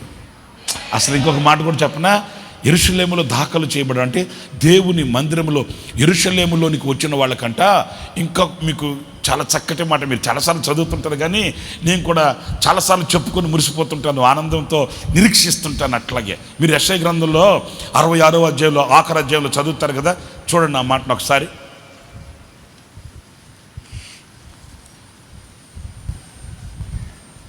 ఎక్కడ? యెషయా గ్రంథం 66వ అధ్యాయంలో ఒకరి తల్లి అమ్మా 13 చదవండి. యెషయా గ్రంథం ఒకని తల్లి వానిని దానికి కొంచెం నేను చెప్తాను పైన. యెహోవా ఇలాగు సెలవిచ్చుచున్నాడు. మీరు ఎక్కడి నుంచి అంతే 12వ వాక్యం దగ్గర నుంచి యెహోవా ఇలాగ సెలవిచ్చుచున్నాడు, ఆలకించుడి, నది వల్ల సమాధానమును ఆమె యొద్దకు పారజేతును, మీరు జనముల ఐశ్వర్యమును అనుభవించున్నట్లు ఒడ్డు మీద పొర్లు పారు జల ప్రవాహములే మీ యొద్దకు దానిని రాజేతును. ఇక్కడి నుంచి ఏనండి, ఇక్కడి నుంచి ఏనండి. అబ్బో, స్తోత్రం కలుగుగాక, హల్లెలూయా. మీరు చంకన ఎత్తుకొనబడుదురు అన్నాడు. స్తోత్రం కలుగుగాక. మనమంట ఆయన చక్కన ఎత్తుకొనబడుతామంట. సంతోషంగా ఉన్న వాళ్ళు చప్పట్లు కొట్టి స్తోత్రం చెప్పండి. హల్లెలూయా, హల్లెలూయా. సరే కానీ మనల్ని కన్నవాళ్ళు మనల్ని ఎంతకాలం మోస్తారు చెప్పండి మీరు? సంవత్సరం కరెక్ట్గా చెప్పేవుతా, కనెక్ట్ అయ్యావమ్మా, నీకేనా వందనాలు. సంవత్సరంన్నర 2 సంవత్సరాలు అయిన తర్వాత అమ్మా ఎత్తుగా అమ్మా నోరు మూసుకుని గాడిద దొడపోతలాగా ఉన్నావు, నిన్ను ఏడమోసేదిరా అంటుంది. అంతేనా కాదా? దేవుడి దేవుళ్ళు ఇప్పుడు ఆ సంవత్సరం కూడా ఏం మోయట్లే. ఏంది వీల్ చైర్ లాంటివి నెట్టుకోబోయే బండ్లు వచ్చేసాయి కదా, ఎత్తి కొదేస్తారు దాంట్లో, ఆడు బతుకాడిది నెట్టుకొని పోతా ఉంటారు అంతే. అప్పుడు పాతకాలంలో నన్న సంవత్సరం ఏదో ఎత్తుకొని చిచ్చోళ్ళు లాలే బుచ్చడా నా బంగారా నా బిస్కెట్ అనేవాళ్ళు అప్పట్లో. ఇప్పుడు బంగారం అనేది బిస్కెట్ లేదు, నీ బతుకు నీది నాకేలేదు బిస్కెట్, నీకేడిచ్చేదిరా అంటున్నారు. మరి అంతే కదా. మనల్ని కన్నవాళ్ళు ఎంతకాలం మోస్తారు మనల్ని? లేదండి, మనల్ని డైలాగ్ కొడతారు, ఒక పాత డైలాగ్, మీకు తెలిసే తెలీదు. ఏమంటారు తెలుసా? ఏంటి తీగ కాయ బరువు అవుతుందా, తీగ కాయ బరువు అవుతుందా అంటారండి. నేను ఒక మాట యథార్థంగా అంటాను, ఏ తీగకి ఏ కాయ బరువు కాదు నాకు చెప్పండి చూద్దాం. ఆ డైలాగ్ బాగానే ఉంటుంది కానీ ఏ తీగకి ఏ కాయ బరువు కాదు. వారం రోజులు బరువు కాకుండా ఉంటుంది, వారం రోజులు బాగా కమ్మగా చూసుకుంటారు. ఆ వారం రోజుల తర్వాత ఏమంటారు? నీ బతుకెట తెల్లారింది, నా బతుకెట తెల్లారింది, నీకు చాకరీ చేయడమే నా బతుకు అయిపోయింది, నీకు చాకరీ చేయడానికి బతికించున్నాడేమో నా దేవుడిని ఇక్కడ నా అంటారు. ఇక ఆ మాటలు వినేసరికి ఏమనిపిస్తుంది అంటే ఆ బతుకు బతికే దానికంటే సావడమే మేలురా బాబు అనిపిస్తుంది. ఏ తీగకి ఏ కాయ బరువేవి కాకుండా ఏ ఉండదు. అయితే ఒక్కటి నా ప్రియమైన సహోదరులారా, కన్నా కొన్నా ఉన్నవాళ్ళకు ఒకవేళ మనం బరువు ఉండొచ్చేమో, కానీ అదిగో పరలోకముందున్న నా తండ్రికి మనం బరువు కాదండి. హల్లెలూయా. పరలోకమందున్న తండ్రికి మనం బరువు. ఆయన అన్నాడు, ముదిమి వచ్చు వరకు నిన్ను ఎత్తుకొని వాడను నేనే. స్తోత్రం కలుగును గాక. హల్లెలూయా. చంకన ఎత్తుకొనబడుదురు అంటే ఇక మీదట నీవు నీ కాళ్ళ మీద నువ్వు నిలబడవు. నేను చెప్పే జాగ్రత్తగా వినండి. నీ కాళ్ళ మీద నీవు నిలబడవలసిన అవసరంలే, నీవు ఆయన కాళ్ళ మీద నిలబడుతావు. అంతే కదండి. నా చంకను ఇంకొకటి ఎత్తుకున్నాను అనుకో, వాడు కాళ్ళ మీద నిలబడతాడా? లేదు, నా కాళ్ళ మీద నిలబడతాడు. మనల్ని ఆయన ఎత్తుకున్నాడు అనుకో, అప్పుడు మన కాళ్ళ మీద మనం నిలబడాల్సిన అవసరంలే. మనల్ని అంటుంటారు కదండి, నా కాళ్ళ మీద నేను నిలబడాలి. ఎక్కడ నిలబడతావు? ఏమ్మా బాప్తిసం పొందలేదు ఇంకానో? ఏం బెదరు ఇంకా బాప్తిసం పొందలేదంటే వచ్చిపోవడమేనా ఏంటే? ఆచారమేనా ఏంటే? బాప్తిసం పొందవా అంటే పొందాలనుకుంటున్నానండి, కాకపోతే నిలబడలేనేమోనని. నువ్వు నిలబడేది ఏంటి? నాకు అర్థం కాల. నువ్వు ఆయన చంకన ఎత్తుకొనబడితే నీ కాళ్ళ మీద నువ్వు నిలబడాల్సిన అవసరంలే. నీ భారాన్ని ఆయన మోస్తాడు, నీ భారాన్ని ఆయన వహిస్తాడు. నిన్ను ఆయన చంకన ఎత్తుకొని తిరుగుతాడు. నీ పాదాలకు మట్టి తగలనివ్వడు. ఏ చింత, ఏ తెగులు నీ దగ్గరకు రానివ్వడు. ఆయన నిన్ను భుజముల మీద ఆయన చంకన ఎత్తుకొని నిన్ను ఆయన కాళ్ళతో నడిచి నిన్ను గమ్యం చేరుస్తాడు. హల్లెలూయా కదా. మనం ఏమంటాం? ప్రభువా నన్ను అక్కడికి తీసుకెళ్ళవా, ప్రభువా నన్ను అక్కడికి తీసుకెళ్ళవా, నన్ను అక్కడికి చేర్చవా అంటామే కానీ మనం నడుస్తామా? లే, మనల్ని ఆయన చంకనెత్తుకొని ఆయన కాళ్ళతో నడిచి గమ్యం తీసుకెళ్తాడు. మరి ఏంటి? స్తోత్రం కలుగును గాక. హల్లెలూయా. అందరు గట్టిగా చెప్పు, హల్లెలూయా, హల్లెలూయా. మన కాళ్ళ మీద మనం నడిచి వెళ్తామండి? చెప్పండి. నేను ఈ సేవకు వచ్చేటప్పుడు నాకు 15 సంవత్సరాల వయసు. హలో, మనోడు కొంతమంది పాత్రలు ఉన్నారు కదా. నేను ఈ సేవకు వచ్చినప్పుడు, సేవకులు అడుగు పెట్టినప్పుడు నాకు 15 సంవత్సరాల వయసు. మరి ఇంతకాలం నేను నడిచానేంటి? ఇంతకాలం నేను నా కాళ్ళ మీద నేను నిలబడానేంటి? హృదయపూర్వకంగా యథార్థంగా నా నిండు మనసుతో చెప్తున్నా, నా కాళ్ళ మీద నేను నిలబడుంటే ఎప్పుడో నిజం. దీంట్లో సిగ్గుపడేది ఏం లేదు. నా కాళ్ళ మీద నేను నడిచి వచ్చుంటే ఇన్ని సంవత్సరాలు నడిచేవాడిని కాదు, ఇన్ని సంవత్సరాలు ఉండేవాడిని కాదు, ఈరోజు మీకు కంటికి కనబడేవాడిని కాదు, ఈ మాటలు చెప్పేవాడిని కాదు. ఎప్పుడో హల్లెలూయా, స్తుతి మహిమ. నాకు ఒకటే కృతజ్ఞత, నాకు ఒకటే ఆనందం, నాకు ఒకటే నిరీక్షణ, నాకు ఒకటే ధైర్యం. అదేంటంటే నన్ను ఎత్తుకొన్నవాడున్నాడు, ఆయన చంకన నన్ను పెట్టుకున్నాడు, ఆయన నడిపిస్తాడు. హల్లెలూయా. నేను కోరిన రేవుకి ఆయన నన్ను తీసుకొని వెళ్తాడు. నేను ఏది ఆశించానో, ఏది కోరుకున్నానో, ఏది ఆయన అడిగానో అక్కడికి తప్పనిసరిగా ఆయన నన్ను చేరుస్తాడు. ఎలా చేరుస్తాడయా? ఎలాగ నడుస్తావా నువ్వు అంటే, నేను నడిచి కాదు, నా శక్తి, నా భక్తి, నా బలము, నా ధనము, నా జనము, లేకపోతే నా యొక్క శక్తి సామర్థ్యతలు కాదు. ఆయన చంకన నేనున్నాను. నడిచేది నేను కాదు. నేను నడిస్తేనే బాధపడాలి, నేను నడిస్తేనే భయపడాలి. ఓయమ్మో నేను నడవగలనా? నేను కాదు కదా. మరి నేను ఒక్కసారి నేను కూడా ఎప్పుడు నా గుండెల్లో ఈ కృతజ్ఞత పోదండి. ఎప్పుడు నేను గతాన్ని పోల్చుకొని చూస్తాను. ఎలాగ నిలిచావురా బాబు, ఎలాగ ఉన్నావురా బాబు, ఎదురైన పోరాటాల్లో, ఎదురవుతున్న అనుభవాల్లో, ఎదురవుతున్న సిగసెగల్లో, ఎదురవుతున్న పరిస్థితుల్లో, ఈ మహిమ కలిగిన ఈ పరిచర్యలో, ఈ చిన్న వయసులో, ఈ చిన్న అనుభవాలతో మనం ఈ పరిచర్య ఎలా చేయగలుగుతున్నాము అని వెనక్కి తిరిగి చూస్తే దేవుడు అంటాడు, నా చంకనున్నావురా నువ్వు, నా చంకనున్నావురా స్వామి. నిజమే. ఎందుకంటే యెరూషలేములో దాఖలు చేయబడుతున్న, యెరూషలేములో ఉన్న వ్యక్తికి కలిగే ఆశీర్వాదం ఇది. పరిశుద్ధుడు అని పేరు పెట్టబడుతుంది. నువ్వు చంకన ఎత్తుకొనబడుతావట, ఆయన నిన్ను చంకన ఎత్తుకొని నడిపిస్తాడట. అంత మాత్రమే కాదు, మీరు చాలాసార్లు చదువుతుంటున్నారు ఈ వాక్యాన్ని. నా గుండెని హత్తుకొని కృతజ్ఞతతో నన్ను నింపిన మాట చెప్తాను. చంకన ఎత్తుకోవడం మాత్రమే కాదంట, మోకాళ్ళ మీద ఆడిస్తాడంట. హల్లెలూయా చెప్పండి. ఏం చేస్తాడండి? మన వాళ్ళకి బరువు అయితే, మన వాళ్ళకి కష్టమైతే, మన వాళ్ళకి ఎక్కసమైతే ఎత్తి తీసుకెళ్ళి ఎక్కడో దగ్గర ఎత్తు కొదేస్తారు కదా. అట్లా కాదు, ఆయన చంకన ఎత్తుకొని ఆయన కాళ్ళ మీద ఆడిస్తాడంట. కాళ్ళ మీద ఆడించడం అంటే ఏంటి? పిల్లలు కలిగిన తల్లిదండ్రులు ఉన్నారు కదా, ఇక్కడ తల్లులు ఉన్నారు కదా, తండ్రులు, పెద్దోళ్ళు ఉన్నారు కదా. తల్లి ఏం చేస్తుంది? చిన్న పిల్లగాడిని బుడ్డోడిని ఆడు నడుస్తున్నాడు అనుకో, ఆడికి ఏం చేయాలి అర్థం కాక ఇంకా ఆడికి చెప్తే అర్థమవుతుందా? ఏడవబాక నాయన, ఎందుకు ఏడుస్తున్నావు నాయన, వాట్ ఈస్ దిస్ బాబు అంటే వాడికి అర్థమవుతుందా? వాడికి అర్థమవుతుందండి. ఇంకేం చేస్తుంది తల్లి? నాకు తెలిసి తల్లి ఏం చేస్తుందో తెలుసా? వాడిని అట్లాగా నడిపించేది లేదు, చెప్పినట్టుకు అర్థమయ్యేది లేదని అలాగ కూర్చొని కాళ్ళు చాపి ఆ మోకాళ్ళ మీద కాళ్ళ మీద పడుకోబెట్టుకుంటుంది బిడ్డని. పడుకోబెట్టి ఏం చేస్తుంది తల్లి? అమ్మా ఎట్లా ఆడిస్తుంది? చుట్టాడు లాలే లాలమ్మ లాలే, నిన్నెవరు కొట్టారయ్యా? వాడు కొడతారమ్మా, వాడు అంటుంటాడా?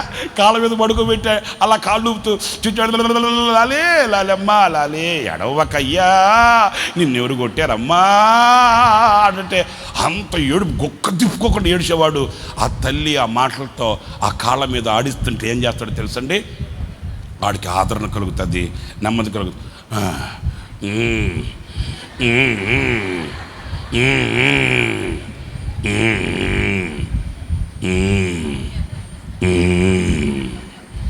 నిద్రలోకి వెళ్ళిపోతాడు మెల్లగా. నా దేవుడు అంటాడు, నా కాళ్ళ మీద మిమ్మల్ని ఆడిస్తానురా. స్తోత్ర కలుగును గాక. మీ దుఃఖ దినములు ఎగిరిపోవును గాక, మీ దుఃఖ దినములు ఎగిరిపోవును గాక, మీ కన్నీళ్లు దుఃఖము ఎగిరిపోవును గాక. ఆయన నిత్యానందము మీ తలల మీద ఉంచును గాక. ఆయన చంకన ఎత్తుకుంటాడట, మోకాళ్ళ మీద ఆడిస్తాడంట. ఇంకా ఒక మాట, శ్రేష్టమైన మాట ఏంటంటే, ఒకని తల్లి వానిని ఆదరించినట్లు. బాబా ఏం మాట అండి. ఒకని తల్లి వానిని ఆదరించినట్లు. ఎవరు ఆదరించినట్లు? ఒకని భార్య వానిని ఆదరించినట్లు అని రాయలేదండి. సారీ, ఏమనుకోవద్దండి. ఒక రాజుగారు చాటింపు చేశాడంట. ఏమంటే, రేయ్ ఇదిగో ఈ కొలనులో 50 ముసళ్ళు వదిలిపెట్టాను, ఎవడైనా మీలో ధైర్యం కలిగినోడు వచ్చి ఈ చివరి నుంచి ఆ చివరి వరకు ఈ కొలనులో, అంటే ఈ ఏమంటారు దాన్ని, చెరువు, సరే చెరువు కొలను వద్దులే, మనకు అర్థం కాని భాష ఎందుకు, చెరువు అనుకుందాం. చెరువు కూడా కాదు, కొలను అంటే ఏమంటారు దాన్ని?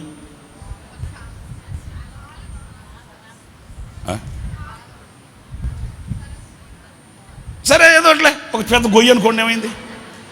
ఈ చివరి నుంచి ఆ చివరి దాకా ఎవరైతే ఈ ముసళ్ళు ఉన్నాయి కదా, 50 ముసళ్ళు వదిలిపెట్టాడు కదా, వాటిలన్నిటిని తప్పించుకొని ఎవడైతే ఇక్కడి నుంచి ఈ చివరి నుంచి ఆ చివరి దాకా ఈదుకుంటూ వెళ్ళిపోతాడో వాడికి నా కూతురు నుంచి పెళ్లి చేస్తాను రా అన్నాడంట. చూసారండి? అంటే నాకు అర్థమైంది ఏంటంటే, దాంట్లో 50 ముసళ్ళనన్నా యాగచ్చు కానీ 50 ముసళ్ళనన్నా తప్పించుకోవచ్చు కానీ ఇంక అర్థమైందిగా అది. అంటే నాకు అర్థమైంది. అబ్బా నాకేం తెలిసి ఏంటి, ఆయన చెప్పింది అది. ఈ 50 ముసళ్ళని విడిచిపెట్టాను, ఈ 50 ముసళ్ళని తప్పించుకొని అవతలకి ఎవడైతే వెళ్ళగలుగుతాడో వాడికి ఇస్తా నా కూతుర్నే. ఎందుకంటే dash dash dash dash dash.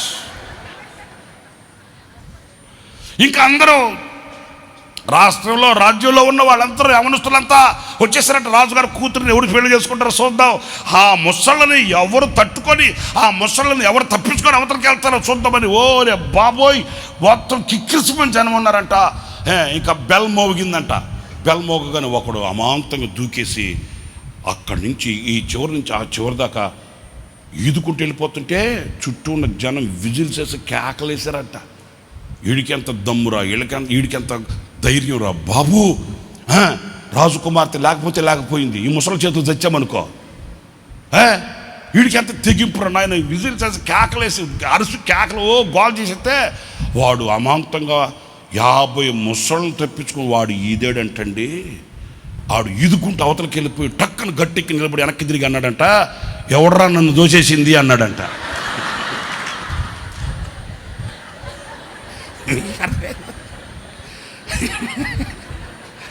ఎవడరా నన్ను దోచింది అన్నాడట. అన్నాడు అంటే నువ్వు కదా దిగింది, నేను ఎందుకు దిగుతాను రా, ఎవడో దోషేశాడు రా అన్నాడు.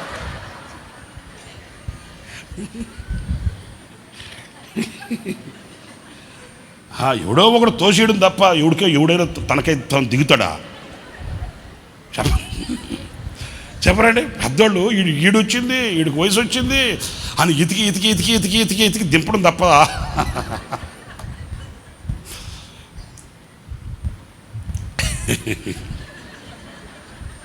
హల్లెలూయా, హల్లెలూయా.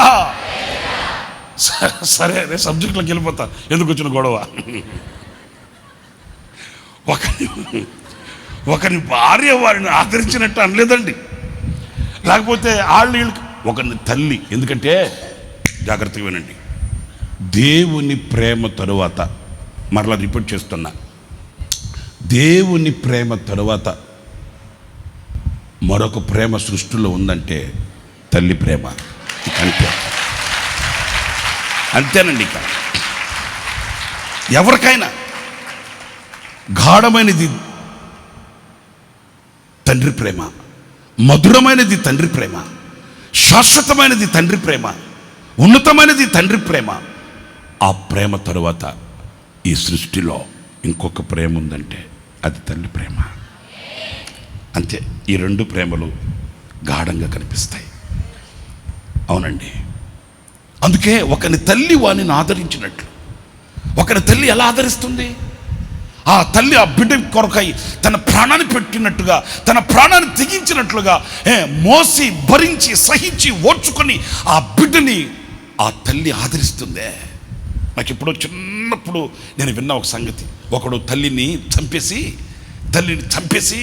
ఆ కసాయుడు తల్లి చంపేసి ఆ తల్లి గుండెని చేతులు పట్టుకొని పరిగెత్తుతున్నాడంట.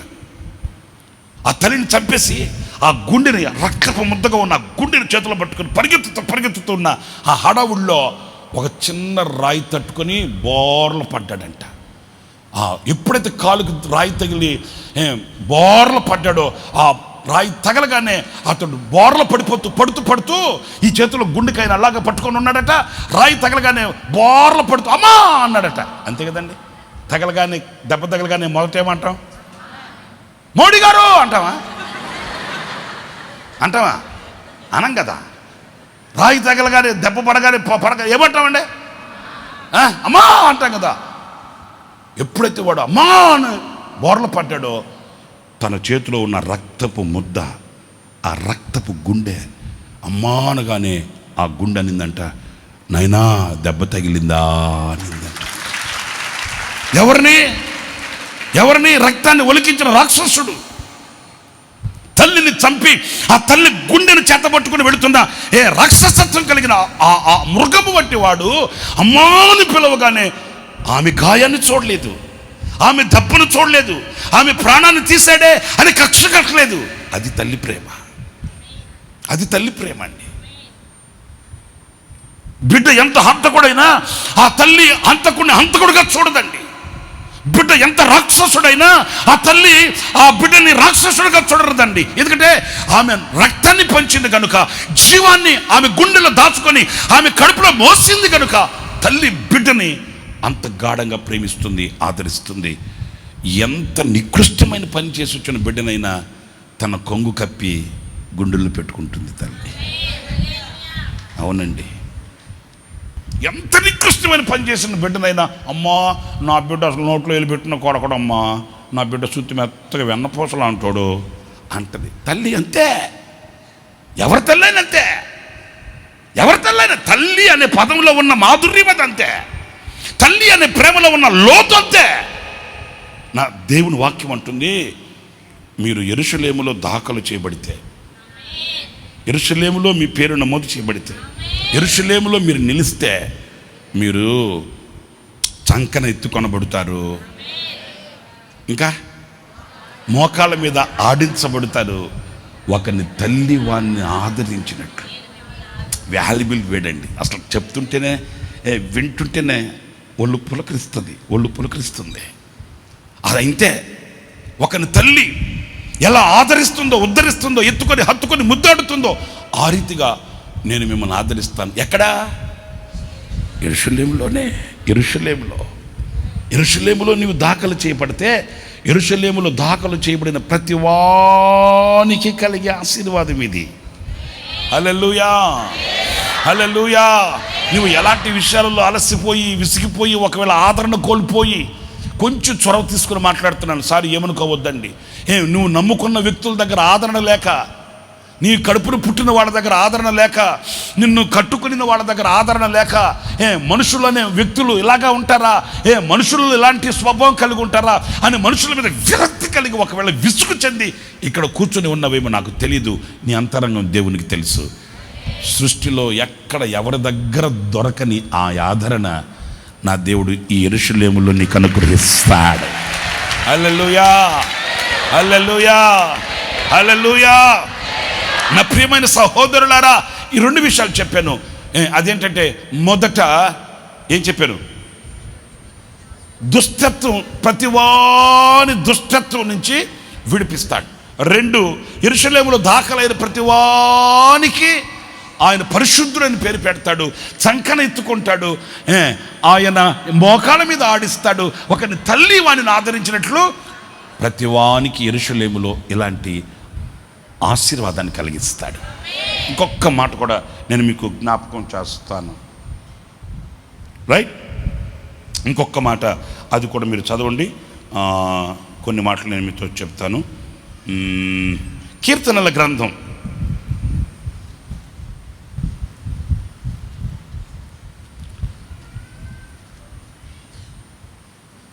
84వ కీర్తన 7వ వాక్యం చదువుతారండి. వారు నానాటికి బలాభివృద్ధి నొందుచు వారు నానాటికి అంటే ఎప్పటికప్పుడు ఏ దినానికి ఆ దినము వాళ్ళు బలాభివృద్ధి నొందుచు ప్రయాణము చేయుదురు. వారిలో ప్రతి వాడును, అది ఎవరిలో?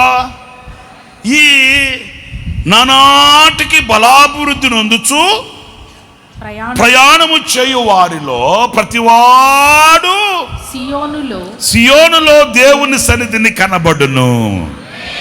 మీరు చెప్పండి గట్టిగాను, గట్టిగా సంతోషంగా చెప్పండి. హల్లెలూయా. మీరు సియోనులో మీరు కనబడాలనుకుంటున్నారా? అంత దూరం మేము రాలేంలే బాబు, గోరక్షలోనే ఉన్నామంటారా? ఏది మాట్లాడితేగా మీరు మాతో వస్తారా రారా? అవి అనుకున్న వాళ్ళు చెప్పట్లే. మీరు మాతో వస్తారా రారా? రానండి చెప్పండి. ఈ కాగితాలని మీకు ఇచ్చేసి వెళ్తాము, మీరే ఉంటారు, మేము వెళ్తాం. వస్తారా రారా? ఎక్కడికి? సింగరాయ కొండకా? సియోనికి. ఆమేన్. అయితే వస్తామని చెప్పడం చాలా మంచిదే, కానీ ఇక్కడ వ్రాయబడిన మాట వారిలో నానాటికి బలాభివృద్ధి పొందాలంట. నానాటికి ఏమవ్వాలండి? బలాభివృద్ధి నొందుచు ప్రయాణం. మీరు ఇంకో కొంచెం 4వ వాక్యం దగ్గర చూడండి. 4వ వాక్యం దగ్గరకు రండి. నీ మందిరములో నివసించువారు ఎవరయ్యా వీళ్ళంటే? మందిరములో నివసించువారు ధన్యులు. అబ్బా, నిత్యము వాళ్ళు నిన్ను, అందరూ చెప్పండి, నిత్యము వారు నిన్ను. మరి మనం నిత్యము స్తుతిస్తున్నామా లేకపోతే ఆదివారం స్తుతిస్తున్నామా? అబద్ధం చెప్పకూడదు, దొంగ మాటలు చెప్పకూడదు, యథార్థంగా చెప్పండి. ఎక్కడ నిత్యము దెబ్బలాట్లు, కుమ్ములాట్లు, పోట్లాట్లు, తిట్లు, అమ్మ నాయన. కొంతమంది అయితే దేవుడా సృష్టికర్తలు కొత్త బూతులు మరి సృష్టించి తిడుతుంటారు కొంతమంది. మళ్ళీ ఆదివారం ఎక్కడికి వచ్చేస్తే ఏమో శుద్ధి సోత్ర సెల్లింతమో. ఆదివారమే వీళ్ళు ఈ డ్రెస్ వేసుకునేది. ఏ డ్రెస్సు? స్తుతించే డ్రెస్సు. ఇక మళ్ళీ గోరంట్లో గేట్ దాటామనుకో మళ్ళీ ఆ డ్రెస్సు. ఆటో డ్రైవర్తో గొడవే, బస్సు క్లీనర్తో, కండక్టర్తో గొడవే, రిక్షా వాళ్ళతో గొడవే, హోటళ్ళతో గొడవే, చిల్లరిచ్చే వాళ్ళతో గొడవే. గొడవ లేనిది తిన్నది అరగదు కొంతమందికి. ప్రతివాడు సియోనులో కనబడే ప్రతివాడు ఎలాంటి వాడు అనంటే నిత్యము ఆయనను స్తుతిస్తాడంట. నిత్యము అనంటే సుఖ దుఃఖాలలో, కష్ట నష్టాలలో, వ్యాధి బాధల్లో, రాత్రింబవళ్ళు అతని నోట, అతని గుండెల్లో, అతని అంతరంగంలో ప్రభువును గూర్చిన జ్ఞాపకాలు. ఆమేన్ చెప్పండి. ఏంది మిమ్మల్ని అడిగి బతిమాలి చెప్పించుకోవాల్సి వస్తుంది? ఆమేన్ చెప్పండి.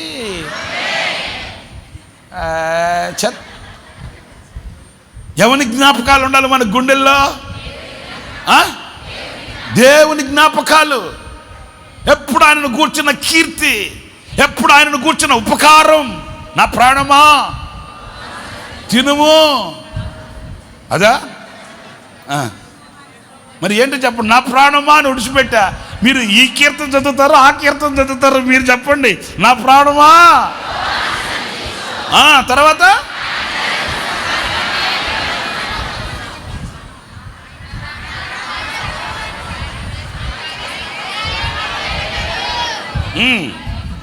సరేలే, చిలక పలుకులకు బలికి చెబుతున్నారు. కానీ మరి నిత్యం అంతరంగంలో ఉంటే కదా, అంతరంగంలో ఉంటే కదా. నా ప్రాణమా యెహోవాను స్తుతించు, సన్నతించుము, నా అంతరంగంలోనున్న సమస్తమా. అంతరంగంలో ఉన్న సమస్తం అంటే అంతరంగంలో ఏమున్నాయి? ఉద్దేశాలు, ఉద్రేకాలు, కోరికలు, తలంపులు ఉన్నాయి కదా. ఇవన్నీ కూడా ఆయన స్తుతించాలంట. అంతరంగంలో ఏముంటాయి? అంతరంగంలో బీటెక్ చేయాలి, సాఫ్ట్వేర్ అవ్వాలి, హార్డ్వేర్ అవ్వాలి, డాక్టర్ అవ్వాలి, బైపీసీ తీసుకోవాలి. ఇవన్నీ ఎక్కడున్నాయి? నెత్తి మీద ఉన్నాయా? మాట్లాడరేంటి? నెత్తి మీద ఉన్నాయా? ఇల్లు కట్టాలి, పెళ్లి చేయాలి, ప్రమోషన్ రావాలి. ఇవన్నీ ఎక్కడున్నాయి? దావీదు అంటాడు, ఏ కోరికల్లారా, ఏ ఉద్దేశాలారా, ఏ ఉద్రేకల్లారా, మీ పాటికి మీరు గంతులేసి ఎగిరి పడ్డారని జాగ్రత్త, తొక్కేస్తా మిమ్మల్ని. మీరంతా ఆయన్ని స్తుతించాలి. అంటే అర్థం ఏంటి? మీ కోరికలతో మీరు నిర్ణయాలు తీసుకోవడం కాదు, ఆయన ఏది చెప్తే చేయండి. ఏదో మీరు ఆలోచించి, మీరు ఆశించి, నేను అడ్డ పరిగెత్తుతాను పోయారో, వేసి అడుగు గోతులో పడుతుంది, నేతిలో పడదు. అంతరంగంలో ఉన్న సమస్తమా, నా కోరికల్లారా, ఉద్దేశాలారా, నా తలంపుల్లారా, జాగ్రత్త, ఆయన స్తుతించండి. ఆయన ఏది చేస్తే దానికి చెప్పండి, స్తుతించండి. ఆయన ఏం చేస్తే అందులో సంతోషించండి. ఈ నిత్యము స్తుతించువారంట, నిత్యము స్తుతించు వ్యక్తులలో ప్రతి వాడట ఎక్కడుంటాడట? విడవబడడు. ఆయన నిలిచిన మహా మహిమలో ఆయనతో కూడా వసిస్తాడంట. హల్లెలూయా, హల్లెలూయా. మనకు ప్రమోషన్ వస్తే స్తుతిస్తాం, మరి డిప్రమోషన్ వస్తే మనకు ఏమంటారు, మనకు అవమానం కలిగితే ఏంటండి, ఇబ్బంది కలిగితే, మనకు మేలు జరిగితే స్తుతిస్తాం, స్తోత్రం చెబుతాం.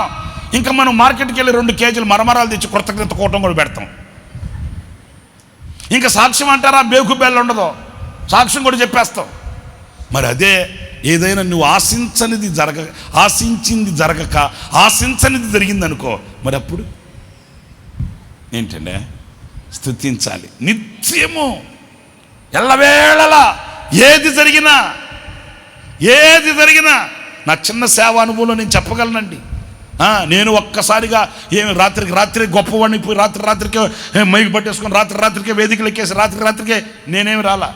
నేను డొక్క మొక్క తిన్నాడినే, పడి లేచి నేర్చుకుంటూ, ప్రతి ఇరుకులో ఒక పాఠం నేర్చుకుంటూ, ప్రతి ఇబ్బందిలో ఒక పాఠం నేర్చుకుంటూ, నన్ను నేను చంపుకుంటూ, నన్ను నేను ప్రభువులో జీవిస్తూ, నన్ను నేను ప్రభువుకి అప్పగించుకుంటూ అనేక పాఠాలు నేర్చుకుని వచ్చినోడ్నే వింటున్నారండి. నేను చెప్పాను కదా, ఒకసారి అన్ని నేర్చేసుకొని ఒకసారి అంతా వచ్చేసి అట్లాగా ఏం కాదు.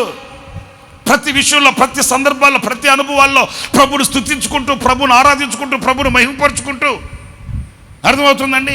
ఎవరికి చెప్పుకోలేని హీన స్థితిలో నేర్చుకోవడానికి మనస్కరించి దేవుని సన్నిధిలో శక్తి కొరకు వేడుకుంటూ రాత్రులు కన్నీటి మయమై రాత్రులు ఒక్కడనే కూర్చొని ఏడ్చుకొని కన్నీళ్లు కార్చుకొని ప్రభు శక్తి కొరకు వేడుకునే రోజులు నాకు గుర్తున్నాయి.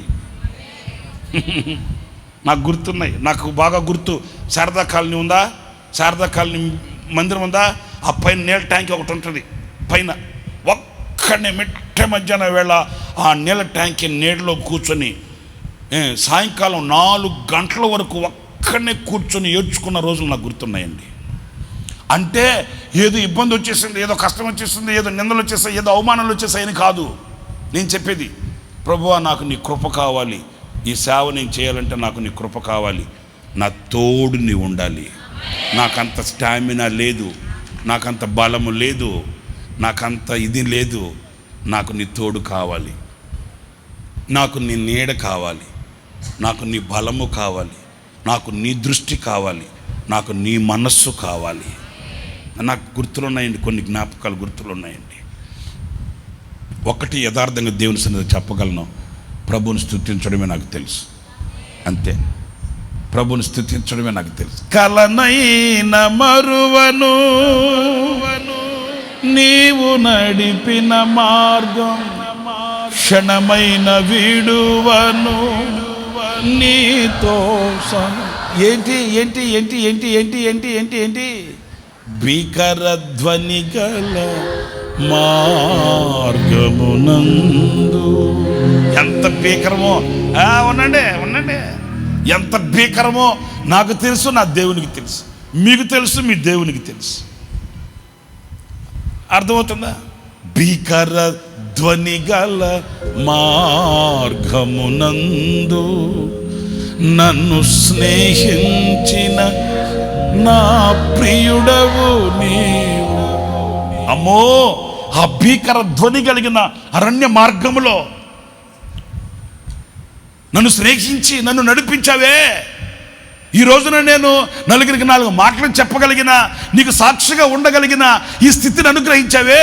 ఈ మార్గం భీకర ధ్వని కలిగిన అరణ్య మార్గం. కలనైనా మర్చిపోలేను, కలనైనా మర్చిపోలేను. నా ప్రియమైన సహోదరులారా, నిత్యము స్తుతించడం అంటే ఏంటి? మేలుల యందు మాత్రమే ఆనందించడం కాదు, మేలుల యందు మాత్రమే ఉప్పొంగిపోవడం కాదు, మేలుల విషయంలో మాత్రమే సాక్షిగా నిలబడడం కాదు. కడలి తీరం కనబడని వేళ కడలి కెరటాలు వేధించువే. నాకు ఆ కడలి యొక్క కడ అంటే కడలి యొక్క తీరం కనిపించట్లే. నేను వెళ్ళాలనుకుంటే, ఈ జీవిత నావను తీసుకొని వెళ్ళాలంటే ఈ సముద్రం యొక్క ఆ గమ్యం నాకు తెలియట్లే. నేనేదో కష్టపడి నష్టపడి బాధపడి ఏదో దేవా స్తోత్రం అని అడుగడుగు చిన్న అడుగులు వేసుకుంటూ నా కష్టం నేను పడుతుంటే, అయ్యో పాపం చిన్నోడే పిల్లోడే ఏదో వెళ్తున్నాడులే పోని, ఏదో పాపం ప్రభు సేవ అంట చేసుకుంటున్నాడులే పోని అనుకుంటున్నాయా ఈ కెరటాలు. ఒక బాధ ఏమో, నాకు గమ్యం కనబడక నేను సస్తుంటే, ఈ సత్య ఈ నావు మీద ఈ కెరటాల అలజడి. ఏదో ఊరికే రాసుకున్న మాటలు కాదు, పాటలు కాదయ్యి.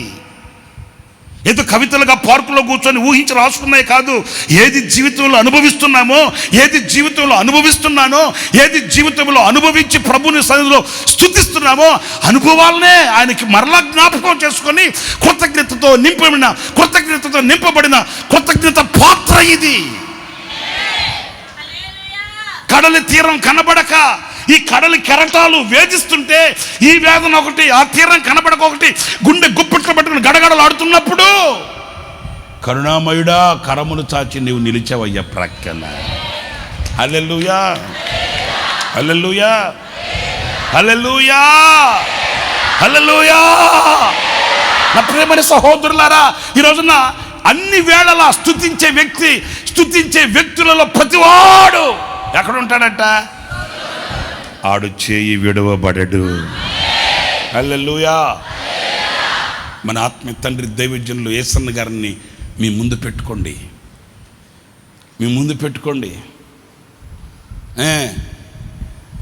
నలపబడి పరిమళించిన పుష్పమది,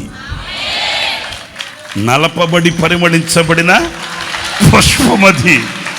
ఈరోజు ప్రపంచమంతా పరిమళ వాసన వెదజల్లబడుతుందంటే ప్రపంచమంతా చేరేటంత నలపబడ్డాడు. ఊరికనే శుతి మెత్తగట్ట నలిపితే అంత వాసన రాదు.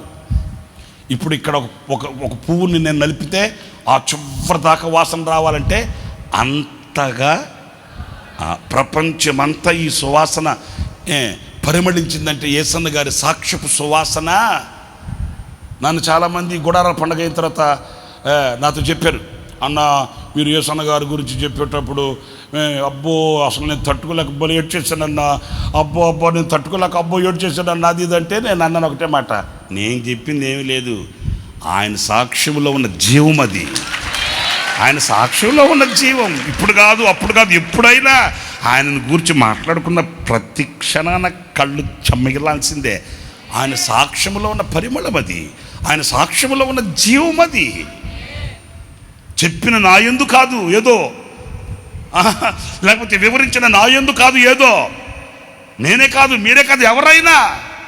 ఎందుకంటే అనునిత్యము స్తుతించిన పాత్రది. లోయలలో అలాగే శిఖరాలలో నిలిచి ప్రభుని ఆరాధించిన ఘనమది.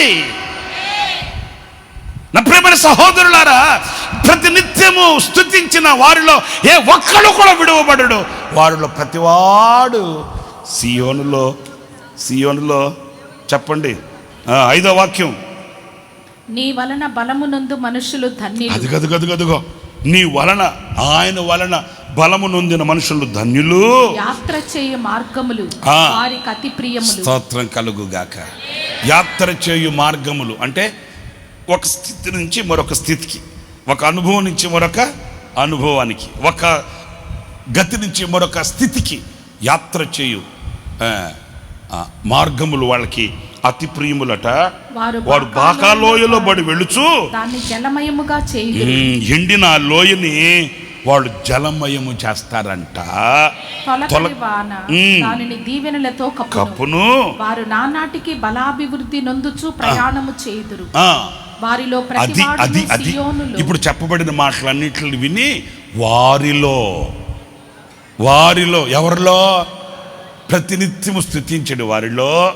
ఇంకా ఏమో ఆయన వలన బలము పొంది యాత్ర చేయు వారిలో, బాకాలోయలో పడి దానిని జలమయముగా చేయు వారిలో ఎవ్వడు కూడా నిష్ప్రయోజనం కాడు. వారిలో ప్రతివాడు సియోనులో కనిపిస్తాడు. హల్లెలూయా చెప్దాం, హల్లెలూయా హల్లెలూయా. మరి మీరు సియోనులో కనబడాలంటే ఈ అనుభవాలు మీలో ఉన్నాయో చూసుకోవాలి. నేను ప్రతినిత్యం స్తుతిస్తున్నానా, ఆయన మూలంగా బలాన్ని పొందుకుంటున్నానా, యాత్ర చేయు మార్గములని నేను ప్రియముగా ఎంచుకుంటున్నానా, ఈ బాకాలోయని, ఈ ఎండిన లోయని జలమయముగా చేయగలుగుతున్నానా, తొలకరి వర్షానికి నేను తడుస్తున్నానా. మరి ఇవేమీ లేకుండా సియోనుకి ఎట్టాళ్తాను? సియోనులో నిన్ను చూడాలని ఏడ చూస్తావు? బలమే పొందుకోకపోతే, ప్రభుని స్తుతించే మనసే నీకు లేకపోతే, యాత్ర చేయు మార్గములే నీకు ప్రియం కాకపోతే, ఆ కడవరి వర్షాన్ని నువ్వు పొందుకోకపోతే, ఏమి లేకుండా పాట పాడి వెళ్ళిపోతావా? చెప్పు. లేదు. ప్రతివాడు, మీకు 3 విషయాలు చెప్పాను. ప్రతివాని దుష్టత్వం తొలగిస్తాడు. యెరూషలేములో దాఖలైన ప్రతివానిని ఆయన పరిశుద్ధునిగా తీర్చి చంకన ఎత్తుకొని మోకాళ్ళ మీద ఆడించి తల్లి వల్ల ఆదరిస్తాడు. 3వది ఏంటంట? చెప్పండి గట్టిగా.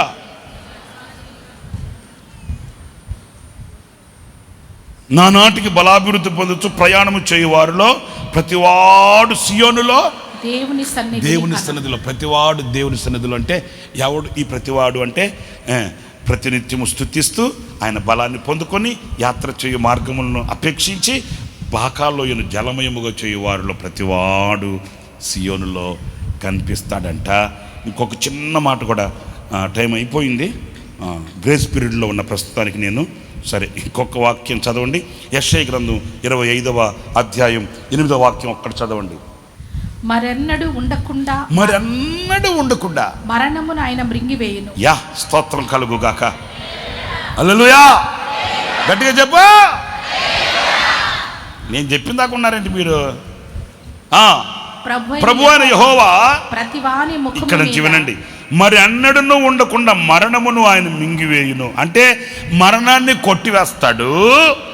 ప్రతివాని ముఖము మీద యెహోవా, ప్రభు అయిన యెహోవా ప్రతివాని ముఖము మీద బాష్ప బిందువును ఆయన. గట్టిగా చప్పట్లు కొట్టి ప్రభును మహిమపరచండి. హల్లెలూయా హల్లెలూయా. ప్రతివాని ముఖము మీద, ప్రతివాని అన్నాడా, కొందరే అన్నాడా? అందరు చెప్పండి. వెనుకున్నవాడు, ముందున్నవాడు, మధ్యలో ఉన్న అందరు చెప్పండి. ప్రతివాని అంటే అందులో నువ్వు ఉన్నావా లేదా? నేను అదే మొదట్లోనే ఉపోద్ఘాతంలోనే చెప్పింది. దేనికి మీరు కృంగిపోవద్దు, దేనికి అధైర్యపడద్దు, దేనికి అలజడి పాలవద్దు. ఇంతే నా బతుకు ఇంతే నన్ను అనద్దు. ఆమెనరా? ఎందుకంటున్నానంటే ఈ మాట, ప్రతివాని ముఖము మీద, ప్రతివాని చెంపల మీద కారుతున్న కన్నీటిని, బాష్ప బిందువులను ఆయన తన స్వహస్తాలతో తుడిచివేస్తాడంట. ఆమేన్. హల్లెలూయా, హల్లెలూయా, హల్లెలూయా. ప్రతివాని ముఖము మీద, ప్రతివాని. ఎందుకంటే వీళ్ళు మహాశ్రమలలో నుంచి వచ్చిన వాళ్ళు, అనేక ఉపద్రవాలలో నుంచి వచ్చిన వాళ్ళు, అనేక శోధనల చేత కొట్టుమిట్టాడి తన విశ్వాసాన్ని కాపాడుకొని, పరిశుద్ధతను కాపాడుకొని, ఎదురీత ఇది పోరాటాలలో నిలబడి ఆయన కొరకు జీవితాన్ని పణంగా పెట్టిన వాళ్ళు. ఆయనను చూడగానే వాళ్ళకి ఆ కన్నులలో నుంచి కన్నీళ్లు కారుతాయంట. దేవుడు అంటాడు, నీ కన్నీటి దినములు, నీ దుఃఖ దినములు సమాప్తమయ్యాయి కదా, ఎందుకు నువ్వు కన్నీళ్లు కార్చేది? కాదు ప్రభువా, మిమ్మల్ని చూడగానే నాకు కన్నీళ్ళు వచ్చేసాయి, మిమ్మల్ని చూడగానే ఆనంద బాష్పాలే. అంటే ఆయన అంటాడు, నేవా, నీ కళ్ళల్లో నుంచి కన్నీళ్ళు రాకూడదు, నీ కళ్ళలో కన్నీళ్ళు నేను చూడకూడదంతే. అంతే. ఆయన తన చేతిని చాపి ఆ కన్నీటిని తుడుస్తాడంట. ఆయనకు ఒక గ్రూప్ ఉంది, ఆయనకు ఒక బ్యాచ్ ఉంది. ఆ బ్యాచ్కి, ఆ గ్రూప్కే కాదు, ఇదిగో ఈ మాటలు వింటున్న మీ అందరి కన్నీళ్ళు, ఈ మాటలు వింటున్న మీ అందరి కన్నీళ్ళు. ఏ కన్నీటి వ్యవస్థ నిన్ను కృంగదీస్తుందో, ఏ కన్నీటి వ్యవస్థ నిన్ను కుదిపేస్తుందో, ఏ కన్నీటి సాగరం నిన్ను ముంచేస్తుందో, ఏ కన్నీటి వ్యవస్థ నిన్ను అధైర్యపరుస్తుందో, నా ప్రియమైన దేవుని బిడ్డలారా, మీ కన్నీళ్ళు ఆయన చేతితో తుడుస్తాడు. హల్లెలూయా చెప్పండి, హల్లెలూయా. నీవు ఎలాంటి మహా శ్రమలలో నుంచి, ఎలాంటి మహా అగ్ని పరీక్షలలో నుంచి, ఎలాంటి మహా ఎండకు కాలిన అరణ్యంలో ఒకవేళ నీవు నడిపించబడుతూ నీవు వచ్చావో ఆయనకి తెలుసు. నీ కన్నీళ్ళు వ్యర్థం కావు, నీ ప్రార్థన వ్యర్థం కాదు, నీ సమర్పణ వ్యర్థం కాదు, నీ త్యాగం వ్యర్థం కాదు, నువ్వు దేవుని కొరకు ప్రతిష్ఠించుకొని నీ నిర్ణయం వ్యర్థం కాదు. ఆ రోజు నాయన మీ అందరి ప్రతివాని కన్నీళ్ళు ఆయన తుడుస్తాడు. ఈ నిరీక్షణ మనకుంది, ఈ విశ్వాసం మనకుంది. ఈరోజు కార్చే కన్నీళ్ళు శాశ్వతం కాదు. ఈరోజు నా కళ్ళల్లో తిరిగే కన్నీళ్ళు ఎల్లకాలం ఉండేవి కావు. ఒకరోజు నా దేవుడు నా కన్నీళ్ళు తుడుస్తాడు. ఆ రోజున నేను పరవశిస్తాను, పరవళ్ళు తొక్కుతాను. ఆ రోజు నాకు ఆయన ప్రతిఫలం ఇస్తాడు. ఆమేన్. లేచి నిలబడండి, ప్రార్థన చేసుకుందాం. స్తోత్రం, స్తోత్రం, స్తోత్రం. పరిశుద్ధుడా, ప్రేమాస్వరూపి తండ్రి, మీ స్తోత్రం, స్తోత్రం. ఈ యొక్క ఆరాధనలో తండ్రి యేసయ్యా, మీరు పాస్టర్ గారి ద్వారా తండ్రి మీరు మాతో మాట్లాడినందుకే స్తోత్రం. ప్రతి మాట కొరకే స్తోత్రం, స్తోత్రం. ఆయన తల్లి వలె ఆదరించే దేవుడుగా మీ బావ పట్ల ఉండి తల్లి ఆ పక్షాన ఉన్నందుకే స్తోత్రం. ఆయన మమ్మల్ని మీ ఆలయంలో పరిశుద్ధునిగా మమ్మల్ని పిలిచినందుకే స్తోత్రం, స్తోత్రం, స్తోత్రం, స్తోత్రం. యేసురాజా, మీరు మమ్మల్ని ఉన్నతమైనటువంటి ఆరాధనతో ఆరాధించి గణపరిచి మహింపరిచినట్టుగా అయ్యా మీరు మమ్మల్ని ఏర్పరచుకున్నందుకు స్తోత్రం, స్తోత్రం, స్తోత్రం. యేసురాజా, స్తోత్రం. ఆదరింపబడతారు. మమ్మల్ని ఆలయంలోనే ఆదరించే జీవితం ఆయన ఆదరింపబడేటట్లుగా మమ్మల్ని పిలిచినందుకు స్తోత్రం, స్తోత్రం, స్తోత్రం. అయ్యా ప్రభా, ఈ వాక్యాన్ని మా హృదయాల్లో, ప్రతి ఒక్కరి హృదయాల్లో నీరు కట్టి ఫలింపచేయండి తండ్రి. ఈ వాక్యానుసారంగా జీవించడానికి సహాయం చేయండి. స్తోత్రం, స్తోత్రం, స్తోత్రం. యేసయ్యా, మమ్మల్ని అందరినీ మీ బలమైన హస్తులో అప్పగించుకొంచున్నాం. కనికరించి కాపాడి ఏ విధం చేతనైనా మమ్మల్ని అందరినీ అయ్యా పరిశుద్ధపరిచి మహిమ గల రాజ్యం కొరకు అక్కడికి సిద్ధపరిచి మా ప్రభువైన యేసుక్రీస్తు వాక్యం చెప్పిన మీ దాసుని బలపరిచి ఇంకా రెట్టింపైన అభిషేకం దయచేసి బలంగా వాడుకోమని యేసు మీరే మహిమ ఘనత ప్రభావాలు పొందుకోమని మా ప్రభువైన యేసు క్రీస్తు పరిశుద్ధ నామమున ప్రార్థించి వేడుకొంచున్నాం తండ్రి. ఆమేన్. ఆమెన్. ఆమెన్.